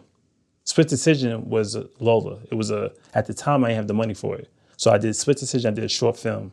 So I tell people, do baby steps. Sometimes we can't get the big budget. So do baby steps, do little pebbles. And it was a short film, and 8, 9 years later, we had a franchise. What prompted you to do the short film? I wanted to do a film after I got out of the music business. I wanted to do something that stands out. And every time I go to the film festivals, it's the same exact stories, dramas. So I said, what I could do to stand out? And I did a female boxing film. And that was expired because of Rocky. Like, I love the Rocky franchise. And Sylvester Stallone's story is just amazing if you know it. And so would you go to rings and see some of these women boxers or mixed martial art fighters? When I was young, I used to box. I used to box in Gleason Gym in Brooklyn. And I love boxing. And I used to see female box. And I was like, why has never been an African-American boxing film, a franchise? So with me, a lot of times we look at things we complain. I'll say, you know what? Instead of me complaining, let me be the solution. And that's what happened. Did you used to see a woman that reminded you of Lola? No. Oh, no, never. I used my imagination. So you're working on Lola 2 now, almost finished. Yes. What happens after Lola 2? We put it out next year, and next summer, hopefully, we get ready for Lola 3. I'm going to do a trilogy. Do you think you'll stop at that? No, I'm probably to alone to a TV series. Why do you think people want to see her journey? Why is one movie not enough? 2 movies and maybe 3 and beyond? It's me. I don't think the story is complete. And then I want to do my own female Rocky franchise. And I just love the franchise. I said, let me do something different. Because as filmmakers, we don't think about franchise. We think about one and done. I'm big on franchise. Like, I love franchise. So this would be one of my first franchises, but I have some more in the works. How do you pitch Lola? What you mean? When you go to pitch it, or when you're sort of in your mind, if you do go and pitch this TV series, Mm-hmm. what is the pitch? Well, actually, Lola 1, 2 is a pitch because it's proof of concept. I did it already. So really, with anything, if you pitch in a project, it's already done already. You already have the proof of IP, so it's an easy pitch to be like, hey, I did 1 and 2. It's doing really well. Let's do a series. So, Well, let's say there was a party, and let's say this is, so you and I are there at the party, and I'm like, oh, really, you're a filmmaker? Oh, and you have this, tell me about Lola. Lola is a female boxing film. It's an underdog story. It's my female version of Rocky franchise. And it's the first ever African-American female boxing franchise in the history of cinema. And why is Lola for a broad audience? Because it's an underdog story. The average person means an underdog story. When you see the rich people, that's 1%.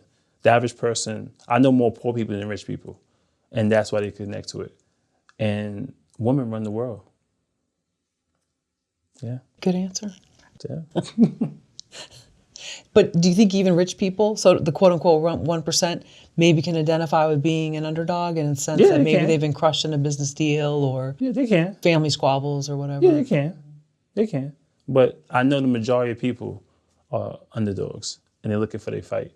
So we could go to the movies and see the big hero movies. That's great. But I'm big on watching movies that have a human connection. I didn't go to film school. I didn't have no mentor. This is a straight God gift. Like I said before, if someone told me I'd be doing this, I laugh in their face. This is I don't have, things I'm doing, it's God gift. I don't have no training. I don't have no mentor. I didn't go to no big film school. I didn't have nobody. It's just my God gift talent. Do you think people are taking you more seriously because you've created a franchise? People are taking me more serious because I'm consistent. When you're consistent and you're not going away, I've been doing this a long time, Most of my life, I've been in entertainment business. So yeah, take me more seriously. I'm not going nowhere. I'm still around. I'm not stopping. Some people have seasons. My season hasn't ended yet. So it's just, I'm being more consistent. When you're consistent and they keep seeing you year after year, it's like, wow, this guy's not playing around. How have the conversations changed? Dramatically. Because most independent filmmakers are not making money. I've done over 20 short films, 3 to 4 features. Like I'm consistent and I execute. Because at the end of the day, you have all the money in the world or connections in the world. It's all about execution. So now, LOLA 2 is it's amazing. I can't wait for everybody to see it. How can you tell, though, that people are taking you more seriously? What do they ask or what do they say that's different than before? They want to give me money. Okay, I think that's a good indicator. Yeah. They want to give me money and they want to help me. They see the vision now. They see what I'm doing. You put in your work.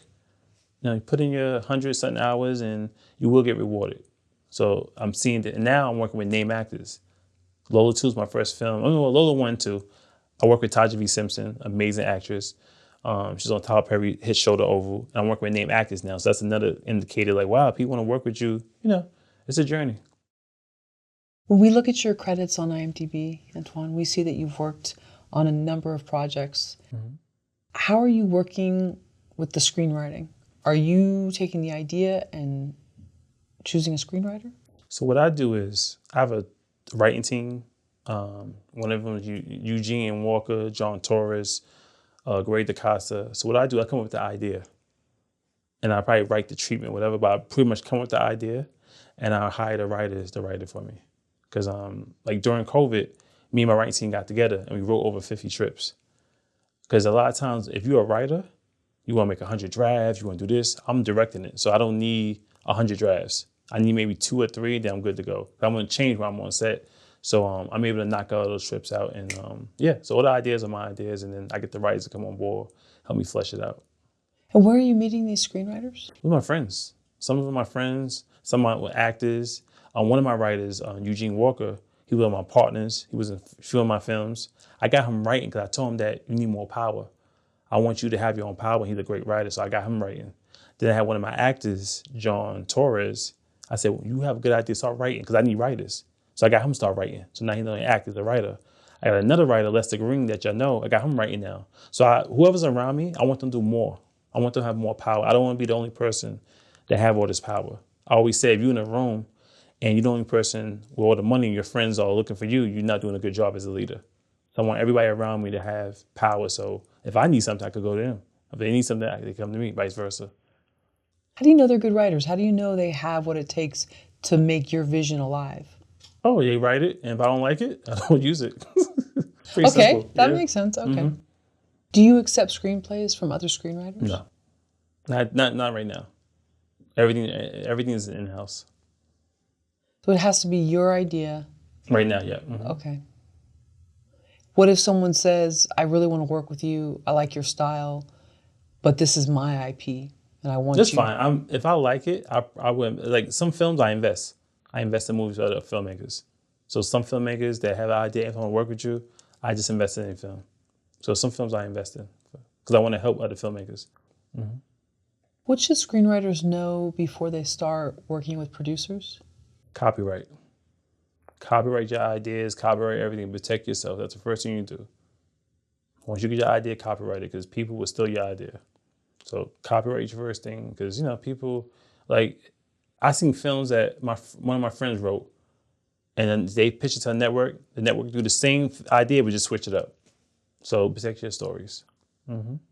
What about when people say no one's doing that? That's being paranoid. I mean, it's up to you to figure that out. But I tell also writers, don't just be a writer. Start producing your own project. It don't make no sense to write 100 scripts and you're not trying to produce your own stuff. I think, like I said, you can't be a one-trick pony. I would love just be a director, but I can't. I gotta be a director, producer, marketing, mentor, writing a book, because we in the age now that there's so much content coming out there, you just can't be a one-trick pony. Like I always say, if I was doing this back in the day, I'd be a millionaire. What are the biggest mistakes screenwriters make when they reach out to a producer? They don't copyright their stuff. They don't copyright their stuff, and also they spam people. Like, I get emails sometimes, people hit me up, here's a script. No. That's how your stuff gets stolen. So don't be just saying stuff I just sent out. Don't do that. And if you send in like a complete film, that's different. But if you send it, no, don't do that. And then try to produce your own projects. Like, stop waiting on a producer. Stop waiting on me.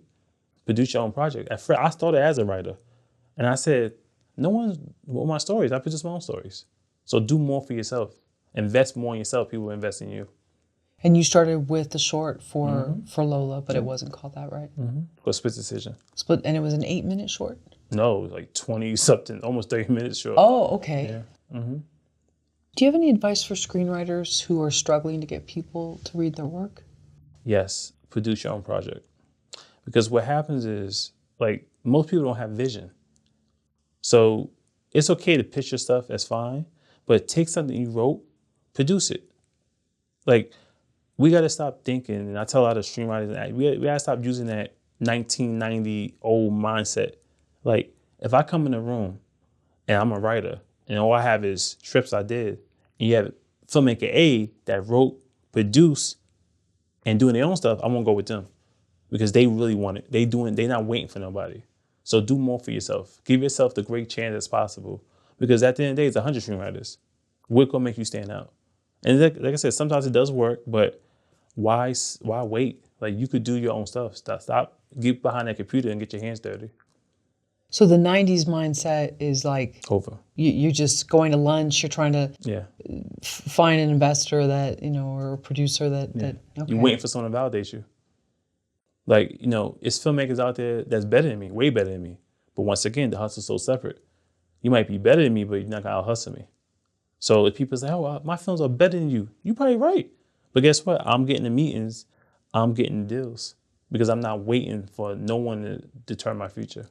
Someone actually said that to you? What? That their films are better than yours? Yeah. In what context? Where were you? I was at a film festival. They was like, my film is better. Why are you getting all the awards? I ain't gonna lie, he was right. His film was amazing. But the hustle's so separate. Life ain't fair. Hustle's so separate. That's the way it is. You're gonna see filmmakers that, win a whole bunch of awards, or like, my film is better. That person did something. You can't, at the end of the day, there's always gonna be somebody better than you. It might be a better project, but you have control of the narratives, what you're gonna do. So they confronted you in the lobby or something? Wherever? They told me face to face. And that's another thing, don't take nothing personal. A lot of people are really like, this is a business. Don't take nothing personal. No, it's their opinion. That's all it is, opinion. And what was your answer to them? Okay. Hustle sold separately? Yeah, hustle sold. It's the way it is. Right. They got the economy package of the hustle? Yeah, they got that, Uber Eats package. You gotta like, and like I said, life ain't fair. It's things I see. Like, you go on Netflix right now, you're like, how do you get on Netflix? They doing something. Like, life is not fair. I feel like sometimes I see things like, my movie's better, but at the end of the day, it's not about who's better. It's who's hustling more. What if a writer listening to this says, I don't do the other stuff. I just write. That's all I do, and I don't have the time, money, effort, whatever, to go make this film myself. Yes, that is true. You will have to find someone that will help you. But just know that there's two options in any world. If you're gonna wait for somebody, and people do it all the times, or you're gonna say, you know what, I'm tired of waiting, let me try something else. Get out your comfort zone. Because there's 100 people that sit there and write all day. There's nothing wrong with that. You just gotta know that you're gonna get what you put out. Like me, I would love just to direct, but I can't. I gotta do other things because I know that we're in a world that is so much content coming out, and it's like keeping up with the Joneses. So it's up to you where you want your life to be. If you can't do something, like, for me, I'm not a great writer. I hire writers to work with me. So you got to figure out what you want to do with your life. You're gonna wait there behind that computer because you're not. It's a zillion people in this world. Reach out to some independent people. Go to film festivals. Like, we all have jobs and money. Back in the day, to make a movie almost was impossible. Now, it don't cost a lot of money. We gotta put ourselves in a better position and stop doing the bare minimum and getting mad that things ain't happening. It's tough love, but I had to do that. It was one time I was like, why things ain't happening to me? I was doing the bare minimum. I wasn't doing enough. So now I'm like really aggressive because like the internet is just so many options we have to do what we need to do. So you have to ask yourself, you gonna wait for that bus, or are you gonna get your hands dirty and hop on the bus and go what you need to go? It's your choice. What is keeping up with the Joneses in filmmaking? People don't realize that no one's waiting for you. You gotta keep up with technology. You gotta just keep it up and upgrade yourself. Like, no one's really looking around like, I need a new writer. Like, people writing their own stories now. People ain't waiting for nobody. So you want to have that old mindset of, I wait, they're going to come to me. You're lost. But I'm going to sit here and run laps and keep running. Because, it's, like I said, hustle so separate. Without naming names, can you give us some of the distribution offers you've had for Lola? So Lola won. The process was when I did a premiere before COVID happened, the day of COVID, I had a whole plan. I was going to put in AMC, do movie theaters, all that didn't work out. So I was like, ugh, because my whole marketing strategy, my last movie was movie theaters. That got collapsed. So I did this big festival called American Black Film Festival, one of the biggest festivals out there. I premiered it online because COVID happened. And I got a lot of distribution companies contact me. And one contacted me called Homestead Entertainment.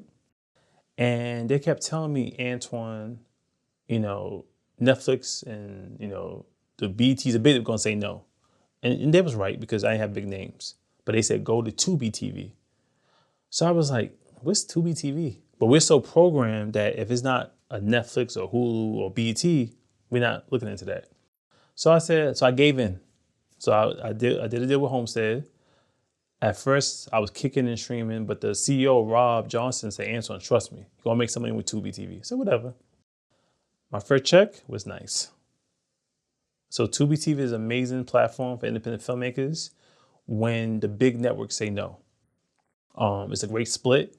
They give you 50% of the ad revenue. And as long as you promote and really out there getting all your friends and family, it's free too. You don't have to pay for nothing because the reality is the film business is right now the music business. No one pays for music anymore. They stream everything. Now, the thing with film business, people ain't trying to pay for your film unless it's a big film. So you want to stream it for free. So Tubi is a great platform when you can't get to the big networks. No subscription model for Tubi. Okay. Nope, at all. And it's great. You send the app, it's on your phone. And I didn't know this. A lot of people got Tubi. That's another thing. I wasn't educated. I thought that Tubi, whatever, but Tubi have a big market and it's a great platform. Yep.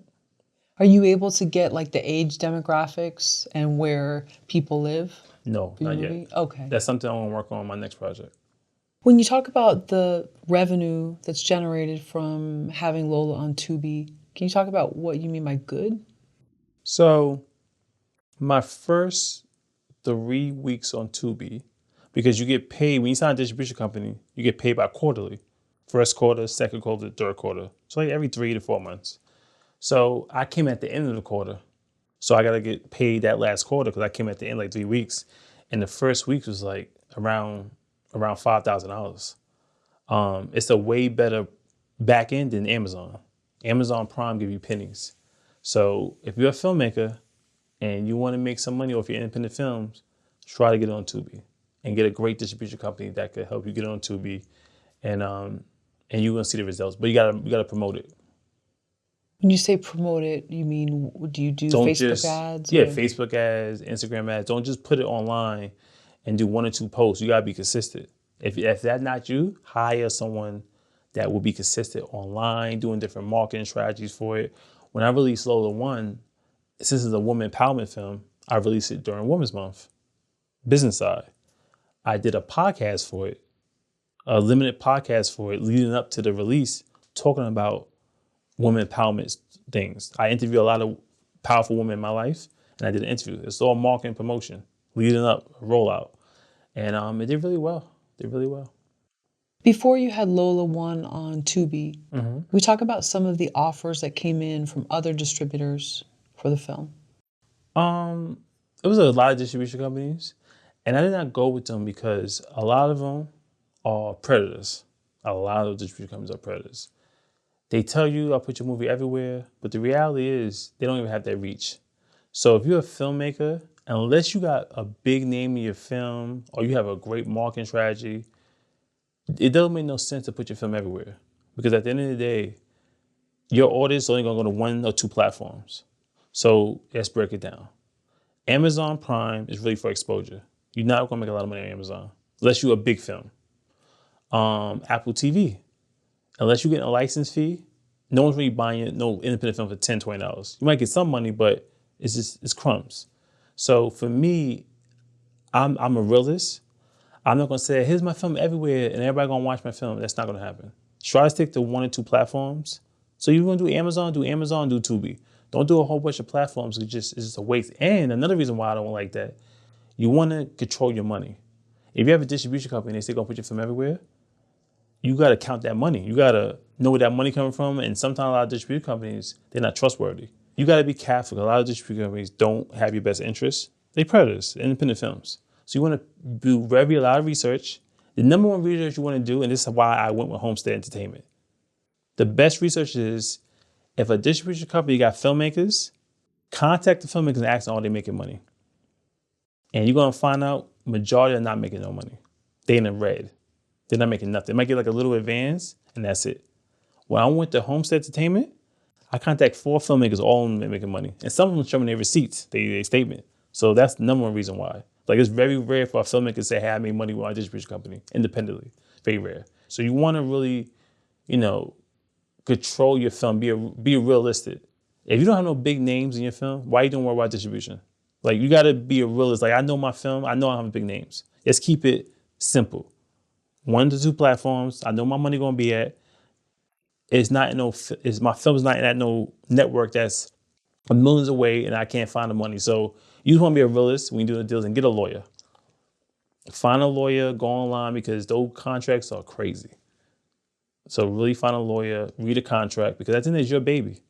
You would have give a real baby to no stranger. Why? Don't be desperate. Like really read those contracts. And they have lawyers website, they would do it for free. And if you don't understand the language, the terms in the contract, Google the words. This is everything I would do because sometimes we don't have the money for lawyers. So you want to break it down. And then also too, you want to try your best in the contracts that you could audit the distribution company if you feel like you're not getting your money. So have little things like in the contracts, but get a lawyer and a lawyer will represent you and tell you the right thing for you. Where do you find a lawyer to do this for free? So they have some websites out there that they would read a contract for you. I can't remember websites, but even if not, put that in your budget just to read a contract because you could get it's lawyers out there that are going to cost a lot of money, but it's some lawyers local lawyers that could read a contract for you and break it down for you, not for a lot of money, but put that in your budget that, you need a lawyer to read the contracts. Mm-hmm. What kind of hourly fee are you paying a lawyer? So you have some lawyers pay a flat fee. I would say do a flat fee. Don't do no hourly. Tell them, listen, this is what I want. Work out a flat fee. It's tons of lawyers that will work out a flat fee for you. Mm-hmm. What do you think is reasonable? Depends on your budget. Depends on the person. Reasonable for me might be reasonable for somebody else. So it depends on your budget.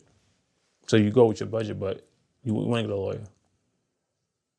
What do you think is unreasonable? Depends on the budget.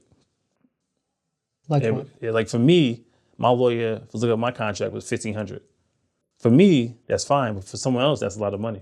So you got to go with your budget, but you want to make that investment. Even if you have to do a crowdfunding, because that contract, once you sign that contract, you can't go backwards. So you want to be very careful what you're signing.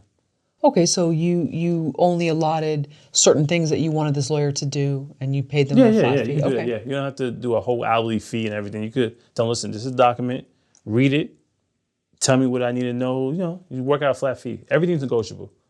People think you get what you negotiate. When you reached out to these filmmakers that were working with this distribution company, mm-hmm. without naming their film or their names, first off, how did you contact them? IMDb. So when you go on IMDb, the distribution company is there. So I wanted to contact them. So I found them on Instagram, called them. And also I told the distribution company, can I get some of their numbers? The ones I didn't know, they was happy giving their numbers. And the numbers was really good and I was happy. So yep, that's rare for any filmmaker. 2 did say yes. Because usually you hear I didn't make no money, they give me advance. And then another thing you don't want to do, those distribution companies be saying that we have like a $50,000 budget for marketing. What marketing? Social media? They don't know how to do marketing. So when you sign your contract, you said you're not getting no marketing, nothing. Don't even take money up front. Here's your percentage. Whoever it is 15 or 20%, whatever the percentage is, and that's it. Because most distribution companies don't know a clue about marketing. So when they add that in your contract, it's a $50,000 marketing budget. How? So a lot of they lying. Yep. Okay, and so you say, I don't want marketing to be part of Nope. my package. I'll do everything. I'll do everything, right? Yeah, just take the fee that you're going to set whatever's up, and that's it. Because they don't market. No, just like so they don't. If you go on half of distribution companies marketing, they like maybe 5 likes, 50 people following them. Like, where you marketing to? So you gotta like they take a prey for a lot of filmmakers, a lot of bad distribution companies out here. But I must say, Homestead, I had no Homestead Entertainment, no complaints. And when you talk to these filmmakers, what kind of numbers were they providing for you? 6 figures. In what span of time? 6 months. What type of films were these? Documentaries, No, narratives? urban African American films, gangster films. You know, 'cause at the end of the day, it's not the film; it's your audience. You know, you got to know your audience. Like, you know, if you're doing a Christmas film, a love film, a horror film, you have to build your audience for it. But they was doing, and also it's free. Like Tubi, the great thing about Tubi is free. So all you gotta do is watch commercials on it. You have to, because at the end of the day, if you get 1,000 people to watch your film, half of not, the majority not gonna pay you no $5-10 to rent your film. They're just not. Just don't mean just realize they're not. But if I say my film's on this platform, it's free, it's easier. I'm not paying for nothing. And then signing up to Tubi is real easy. You don't have to put so much information in there.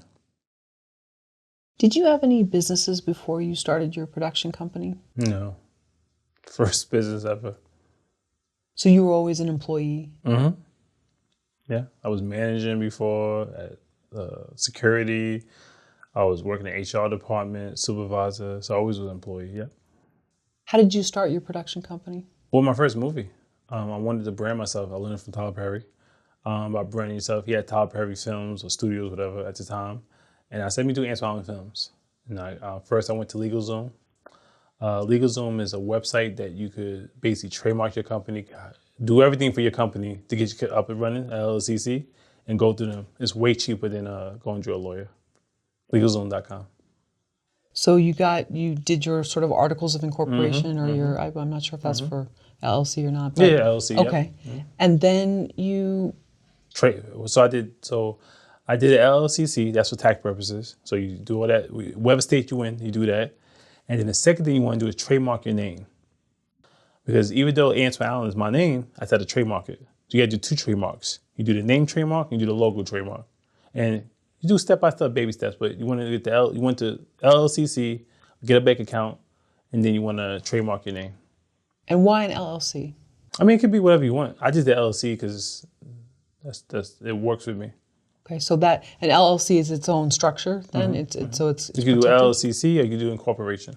Okay. Yeah, so whatever makes sense for you, but you want to do that first and then get a bank account and then you want to trademark your name.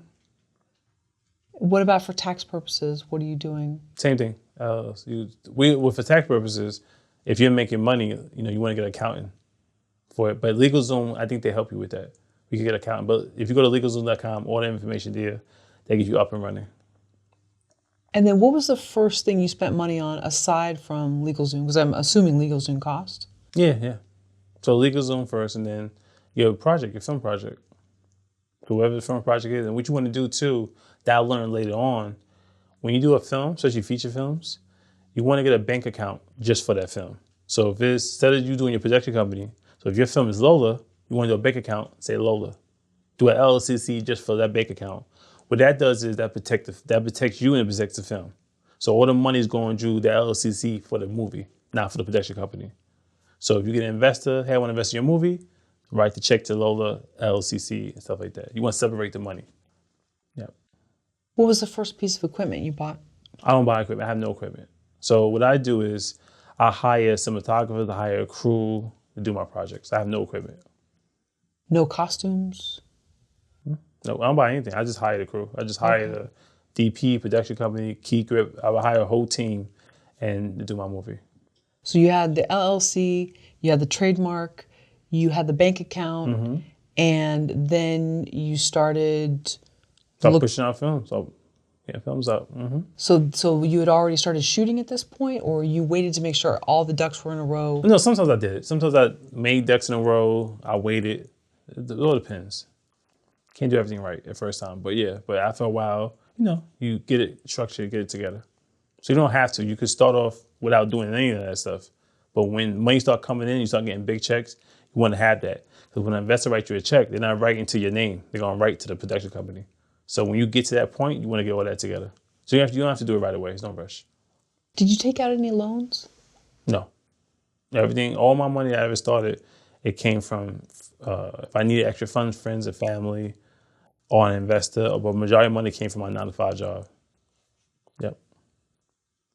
So then you would shoot on the weekends? No. Sometimes I shoot after work, or I had a job always had vacation. So I might use my vacation time to shoot, stuff like that. Mm-hmm.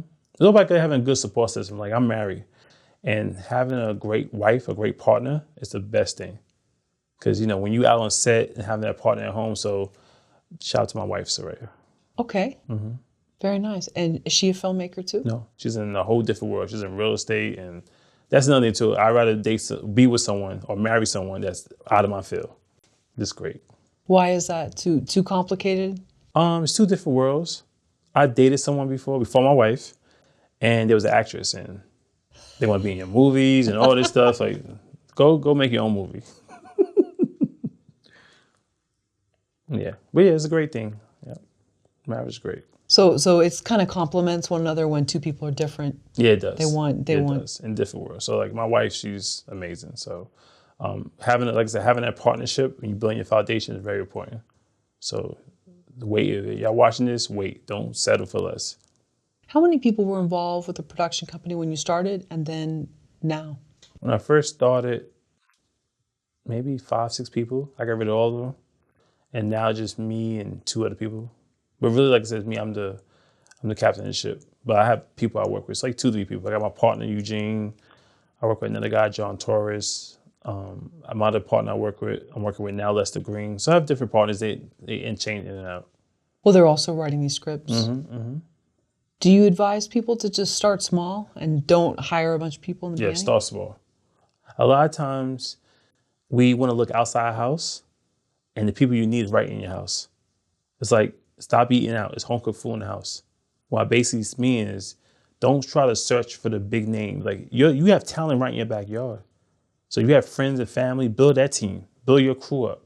You don't have to go out and try to build someone else out. Like, everything's in your house. You just got to look for the right people in your backyard. What are your duties, your day-to-day duties with the production company? So right now is writing projects, pitching projects, getting funded for it. Before COVID, I was still working my 9-to-5, but now I'm no longer. I do this full time now. I mean, I've been doing it full time, but I'm completely full time now. Why did COVID, if you don't mind me asking, take you out of the full-time job, the 9-to-5? Because it gave me. I mean, I was out a year before COVID. Oh, okay. But I was supposed to go back, but I decided not to go back because COVID taught me that life is too short. No one promised tomorrow. While you working at that job that you hate. I almost died during COVID. I caught COVID. And that's just a wake-up call, like, go out for your dreams. I don't want to die old man full of regrets. Did it really knock you out, or was it a mild case? Almost died. I was out of here. Oh, wow. Because I had diabetes. I'm type 1 diabetes. I did a podcast with you guys, and I talk about, the last video I did with you guys, I talk about my diabetes while I'm doing part 1. I almost died. I was taking care of myself. So this time around, I caught COVID with the diabetes, and it was a bad match. But I survived it. May I ask, did you have any long-term effects? Yes. My back ached a lot. It went away, but I had like back problems for a while. I thought I was pregnant. My back was hurting and stuff, everything, but it was a lot of back pains. I don't know why. Is that part of the side effects? I guess so, but I had it took me a while to get rid of my back pains. Wow. Same thing with my wife. My wife caught it, and she really had no symptoms of the back pains. So I was in the hospital, and she was fine. She just had back pains, but we both made it through. So knowing that you caught it and you're so young and you have so much you want, you were just like, you know what? This isn't worth it to me. Yeah, because, sometimes we live life like a rehearsal, and it's not worth it. Like, it's not worth to be unhappy. So, better yourself. I could always get a job, but I said, you know what? I'm not going back. I was going to go back to work, but I said, you know what? Nah, let me better myself and the bet work. And so COVID, the wake-up call, man. Like, I know it's hard out there, but you got to always choose you first. Mm-hmm. And was LOLA 2 already set in motion? No. Those two was a blessing because I wasn't going to do those two. I was going to wait because I didn't have no money. But God gave me a blessing. Monica Floyd, she said, Antoine, I believe in you. And she believes in me, took care of the film for me, and now we inseparable. Best business partner I ever had. You talked about reprogramming yourself and that old person was essentially gone and there was a new person with new thoughts. Is that common for people, especially filmmakers, artists? No, because most artists and people in general, we have doubt on ourselves. We are our own worst enemy. We are our own way. So I was that person. I was in my own way. I doubted myself, insecurity, depressed because my life. But then I realized that, Antoine, you are enough. Start reprogramming yourself. And now I start looking at other people like the Tyler Perrys, and I keep bringing their name up, Tyler Perry, 50 Cent, and the Jay-Z's, and even Steve Jobs. They did it. They bet on themselves. For me, all I need to see is one person do it, and then I'm good. So once you got your doubt and get yourself out the way, you gotta realize that, no one is promised tomorrow. No one's promised tomorrow. So if you're having doubts, insecurities, you're not the only one. But don't let that stop you for going after your dreams in life. No matter what it is. If you want to be the best barber, hairstylist, clothes designer person, whatever you want to do, just try it. Just try something. Fall in love with something. That's what I tell people. Fall in love with something. Because I remember when I was young, I'd do anything for a girl. I go crazy. I go to another state. Fall in love with something. Once you fall in love with something, it's a beautiful thing. But doubt gonna be there. But do baby steps. What I did was I did the power of yes. The things that I would never do, I started doing it. A lot of people used to call me an introvert because I used to stay to myself. But I realized that, Antoine, you gotta be your own cheerleader. You gotta speak for yourself. You gotta talk by yourself. How you expect someone to invest in you, you want to invest in yourself. You really gotta really get in your mind and have a conversation with yourself. If you're going through depression, go to counseling. Like, do things that put yourself in a better position that you was in yesterday.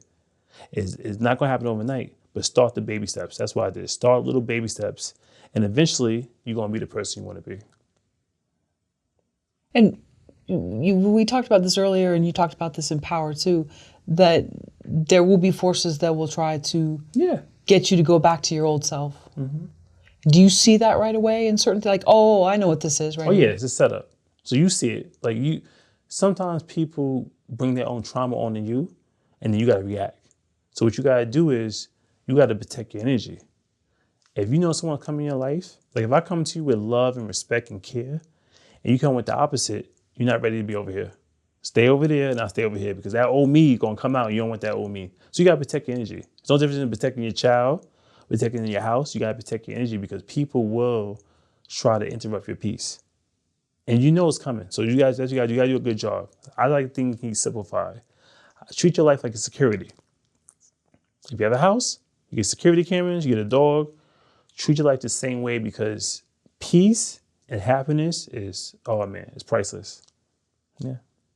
That's excellent. Yeah. Excellent advice. So when someone came up to you, wherever or online, and said, that's not fair, how come you got this? How come you won this? I said, it's not fair that I was homeless. It's not fair that I had great parents. Life is not fair. But what you do is you can't control how you start, but you can't control how you end your life. So what I do is I create the little world I want to create for myself. It's like X-Men. You find your mutants. You find people that actually get you. You don't have to try to fit in everybody's corner. Get your own tribe. And that's what I learned to do. I'm not for everybody. I'm an acquired taste. Can you tell us more about your self-doubt? Yeah, I had a lot of self-doubt. Being dark-skinned, being a black man, watching films that I don't see my people, being in a neighborhood and the cops call you the N-word, just being in an environment that you feel like you're nothing, But then you realize that those people projecting their fears onto you, they're afraid. They have their own demons inside they dealing with. So it's never you, it's the other person. If you come to someone with peace and love, and you come to the opposite, they broken. Don't take it personal. As long as they threaten your life or touching you, let them be. But that's what it is. They broken people. Hurt people. And pain see pain. So that's why I had to realize, because I just take things personally, like, why are you doing this to me? Why are you saying negative things to me? Oh, I get it. You're broken. You need a hug. And that's, you got to realize that it's never you. It's the other person. Even with the industry. When someone says, oh, your project's not good enough, it's fine. They told Sylvester Stallone the same thing. Everybody got a story that someone told them no. And what happens is no mean not right now. And then when they come back to you, yesterday's price is not today's price. That's what you got to do. And with Lola, does she have that surrounding her? In her Yeah. life? Yeah. So you got to just protect your energy, man. Like, this industry, this life is not fair. COVID's not fair, but we live in it and we're going to make it out of it. But you really got to protect your energy. You really got to protect your energy because that peace of mind is priceless. I know a lot of people went through depression during COVID. And, I lost some people during COVID. I talked to people I committed suicide during COVID because it was just too much. Because when COVID happened and if you was going through depression, now you got to be home and look at that person in the mirror every day. And some people didn't like what they see in the mirror. So really, focus on your mental health and get help if you need it, but protect your peace. And also, too, I'm not sure if COVID makes certain mental health issues worse, It does. too. Anxiety and depression, Yeah, too. it does. So protect your peace. Don't try to fit in with everybody, not everybody for you. Like, I'm a big believer of protecting my peace. If you come in my life, if you ain't bringing value and love and happiness, you don't need to be over here. Go back over there with the unhappy people. And when you get together, come over here. So the unhappy people can have their own They party. can have their own party over Right, there. okay. We up here having fun, enjoying life. Yeah. You got to separate your life, man. Like, we get one life. That's it. Can you think of any moments, even after you had reclaimed who you wanted to be, where just certain things got to you and you said, enough is enough and I'm giving up? Every day. But I realize that that's easy. I've been give up before. People already doubt me already. So this is hard. This is an emotional roller coaster. But when you protect your peace, at the very point, when you protect your peace, you can control the narrative in your life. A lot of times we giving people power that's not in their life. You giving your family power, you giving your friend power, you giving this industry power to tell you you're not good enough. You gotta stop that. It's your life. Like, you the CEO of your life. You can hire and fire yourself. But if you allow people to come in your life and take your power, you're going to be depressed. So for me, I had to realize that, Antoine, you're giving people too much power. Take that power back. They have no power over you. And once I did that, man, it was a blessing. And Lola takes back her power, too. Yep. And is there one catalyst character that changes that for her, that makes her take it back instead of being a victim? The person in the mirror. The reflection. That person in the mirror will always take your power back. People around you might inspire you, but at the end of the day, when you go home, it's you. And you have to do it. Like, it saved me. Like, I'm always happy. People know me. I'm always happy joking around because I realized that, wait a minute, y'all the crazy ones. Y'all the one getting, I'm good. I'm healed. So just, like I said, protect your energy. I think in this industry, there are a lot of people that try to take your power, even if they don't mean to. They're projecting their own thing onto you. But I think just knowing, and I think that's what stops a lot of artists from wanting to go further, is knowing that there are these people that want to take your power. Yeah, those are the so-called gatekeepers that feels like they could prey on people that don't know their worth. They're everywhere. They're in your family, they're in this industry, they're at your co-job. You ever had that boss, that supervisor that barred you for no reason? Like, why are you bothering me? Because they want to feel in control. It's a control thing. But no one can control you unless you give them the opportunity or the power. But yeah, it's this industry. I learned that. I remember when I used to submit to festivals. My first feature, and I still have it on my Film Freeway account, I got rejected by 95 film festivals. 95, you know how much rejection you got to be? 95. I save all of them. But it's because they didn't see the vision. I can't get mad at them. In the beginning, yes, I got really mad. Like, who? I got mad because I was like, damn, I keep getting rejected. And then I realized, Antoine, this is part of the journey. You got to take the good with the bad.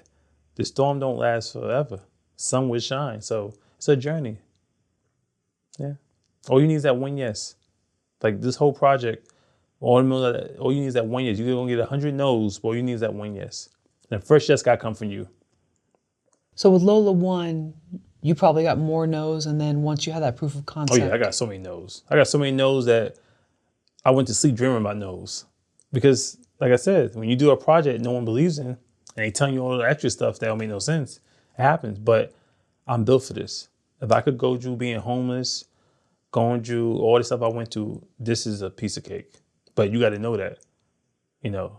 Sometimes what reminds me, our goal is to look at other people's stories. I go on Film Courage. You have tons of stories. When I first started in the film business, I didn't have money to go to film school or all this crazy stuff. So I went to Film Courage to educate myself, to look at filmmakers that was like me that just needed some help. And y'all helped me. So it's just, you know, you got to realize that no, just a no. It's not you. When you were laying in the bed with COVID, and I don't know, were you hospitalized? Yeah, I was in the hospital You 2 were? weeks. Okay, wow. Probably a little less, but I was so bad that I even remember going to the hospital. My wife took me. That's how bad I was. Was it like breathing trouble, or what was it? I was dehydrated. I had headache, back pains. I was just delusional. It was really bad. So at any moment when you kind of came to in the hospital, did you say to yourself, if I make it out of here, I want to do A, B, and C? Yes. So you were already planning Yeah. what you Because I wanted to do? already had my plan, but that hospital really pushed me. Also, too, love your partner more. Because sometimes we have friends and family that we think they was gonna be there, and we don't really love them like we should. So I want to love on people way more. That really appreciate me. So my wife, she was there. My friends, family. But yeah, you gotta love on people more because this was crazy. And so aside from the relationship aspect, did you say, these are the goals I want? Yes, I said once I get out of here, I'm gonna go crazy. That's why when COVID happened, me and my writers got together. We knocked out like 50 trips. I'm not exaggerating. I have my ideas, and we're gonna write a whole bunch of content. So next year, I'm gonna flood the gates because, yeah, why not? Did you see some people there at the hospital who didn't make it? No, but everybody in that room had COVID. I was sharing a room with someone that had COVID, but it just was bad. And then when COVID first happened, in Queens, that's when they had the dead bodies in the trunks, in the freezer. So I seen that on TV. Like, it was just so bad. So it got to motivate you. Like, sometimes we afraid, but if like, you gotta, like, I just had to wake up. I was doing great, but COVID made me put some more pep in my step. Yeah. So you already had these plans, but then going through that and being I made it close. exponentially. Like, we gotta speed this up. I'm wasting my time. So yeah.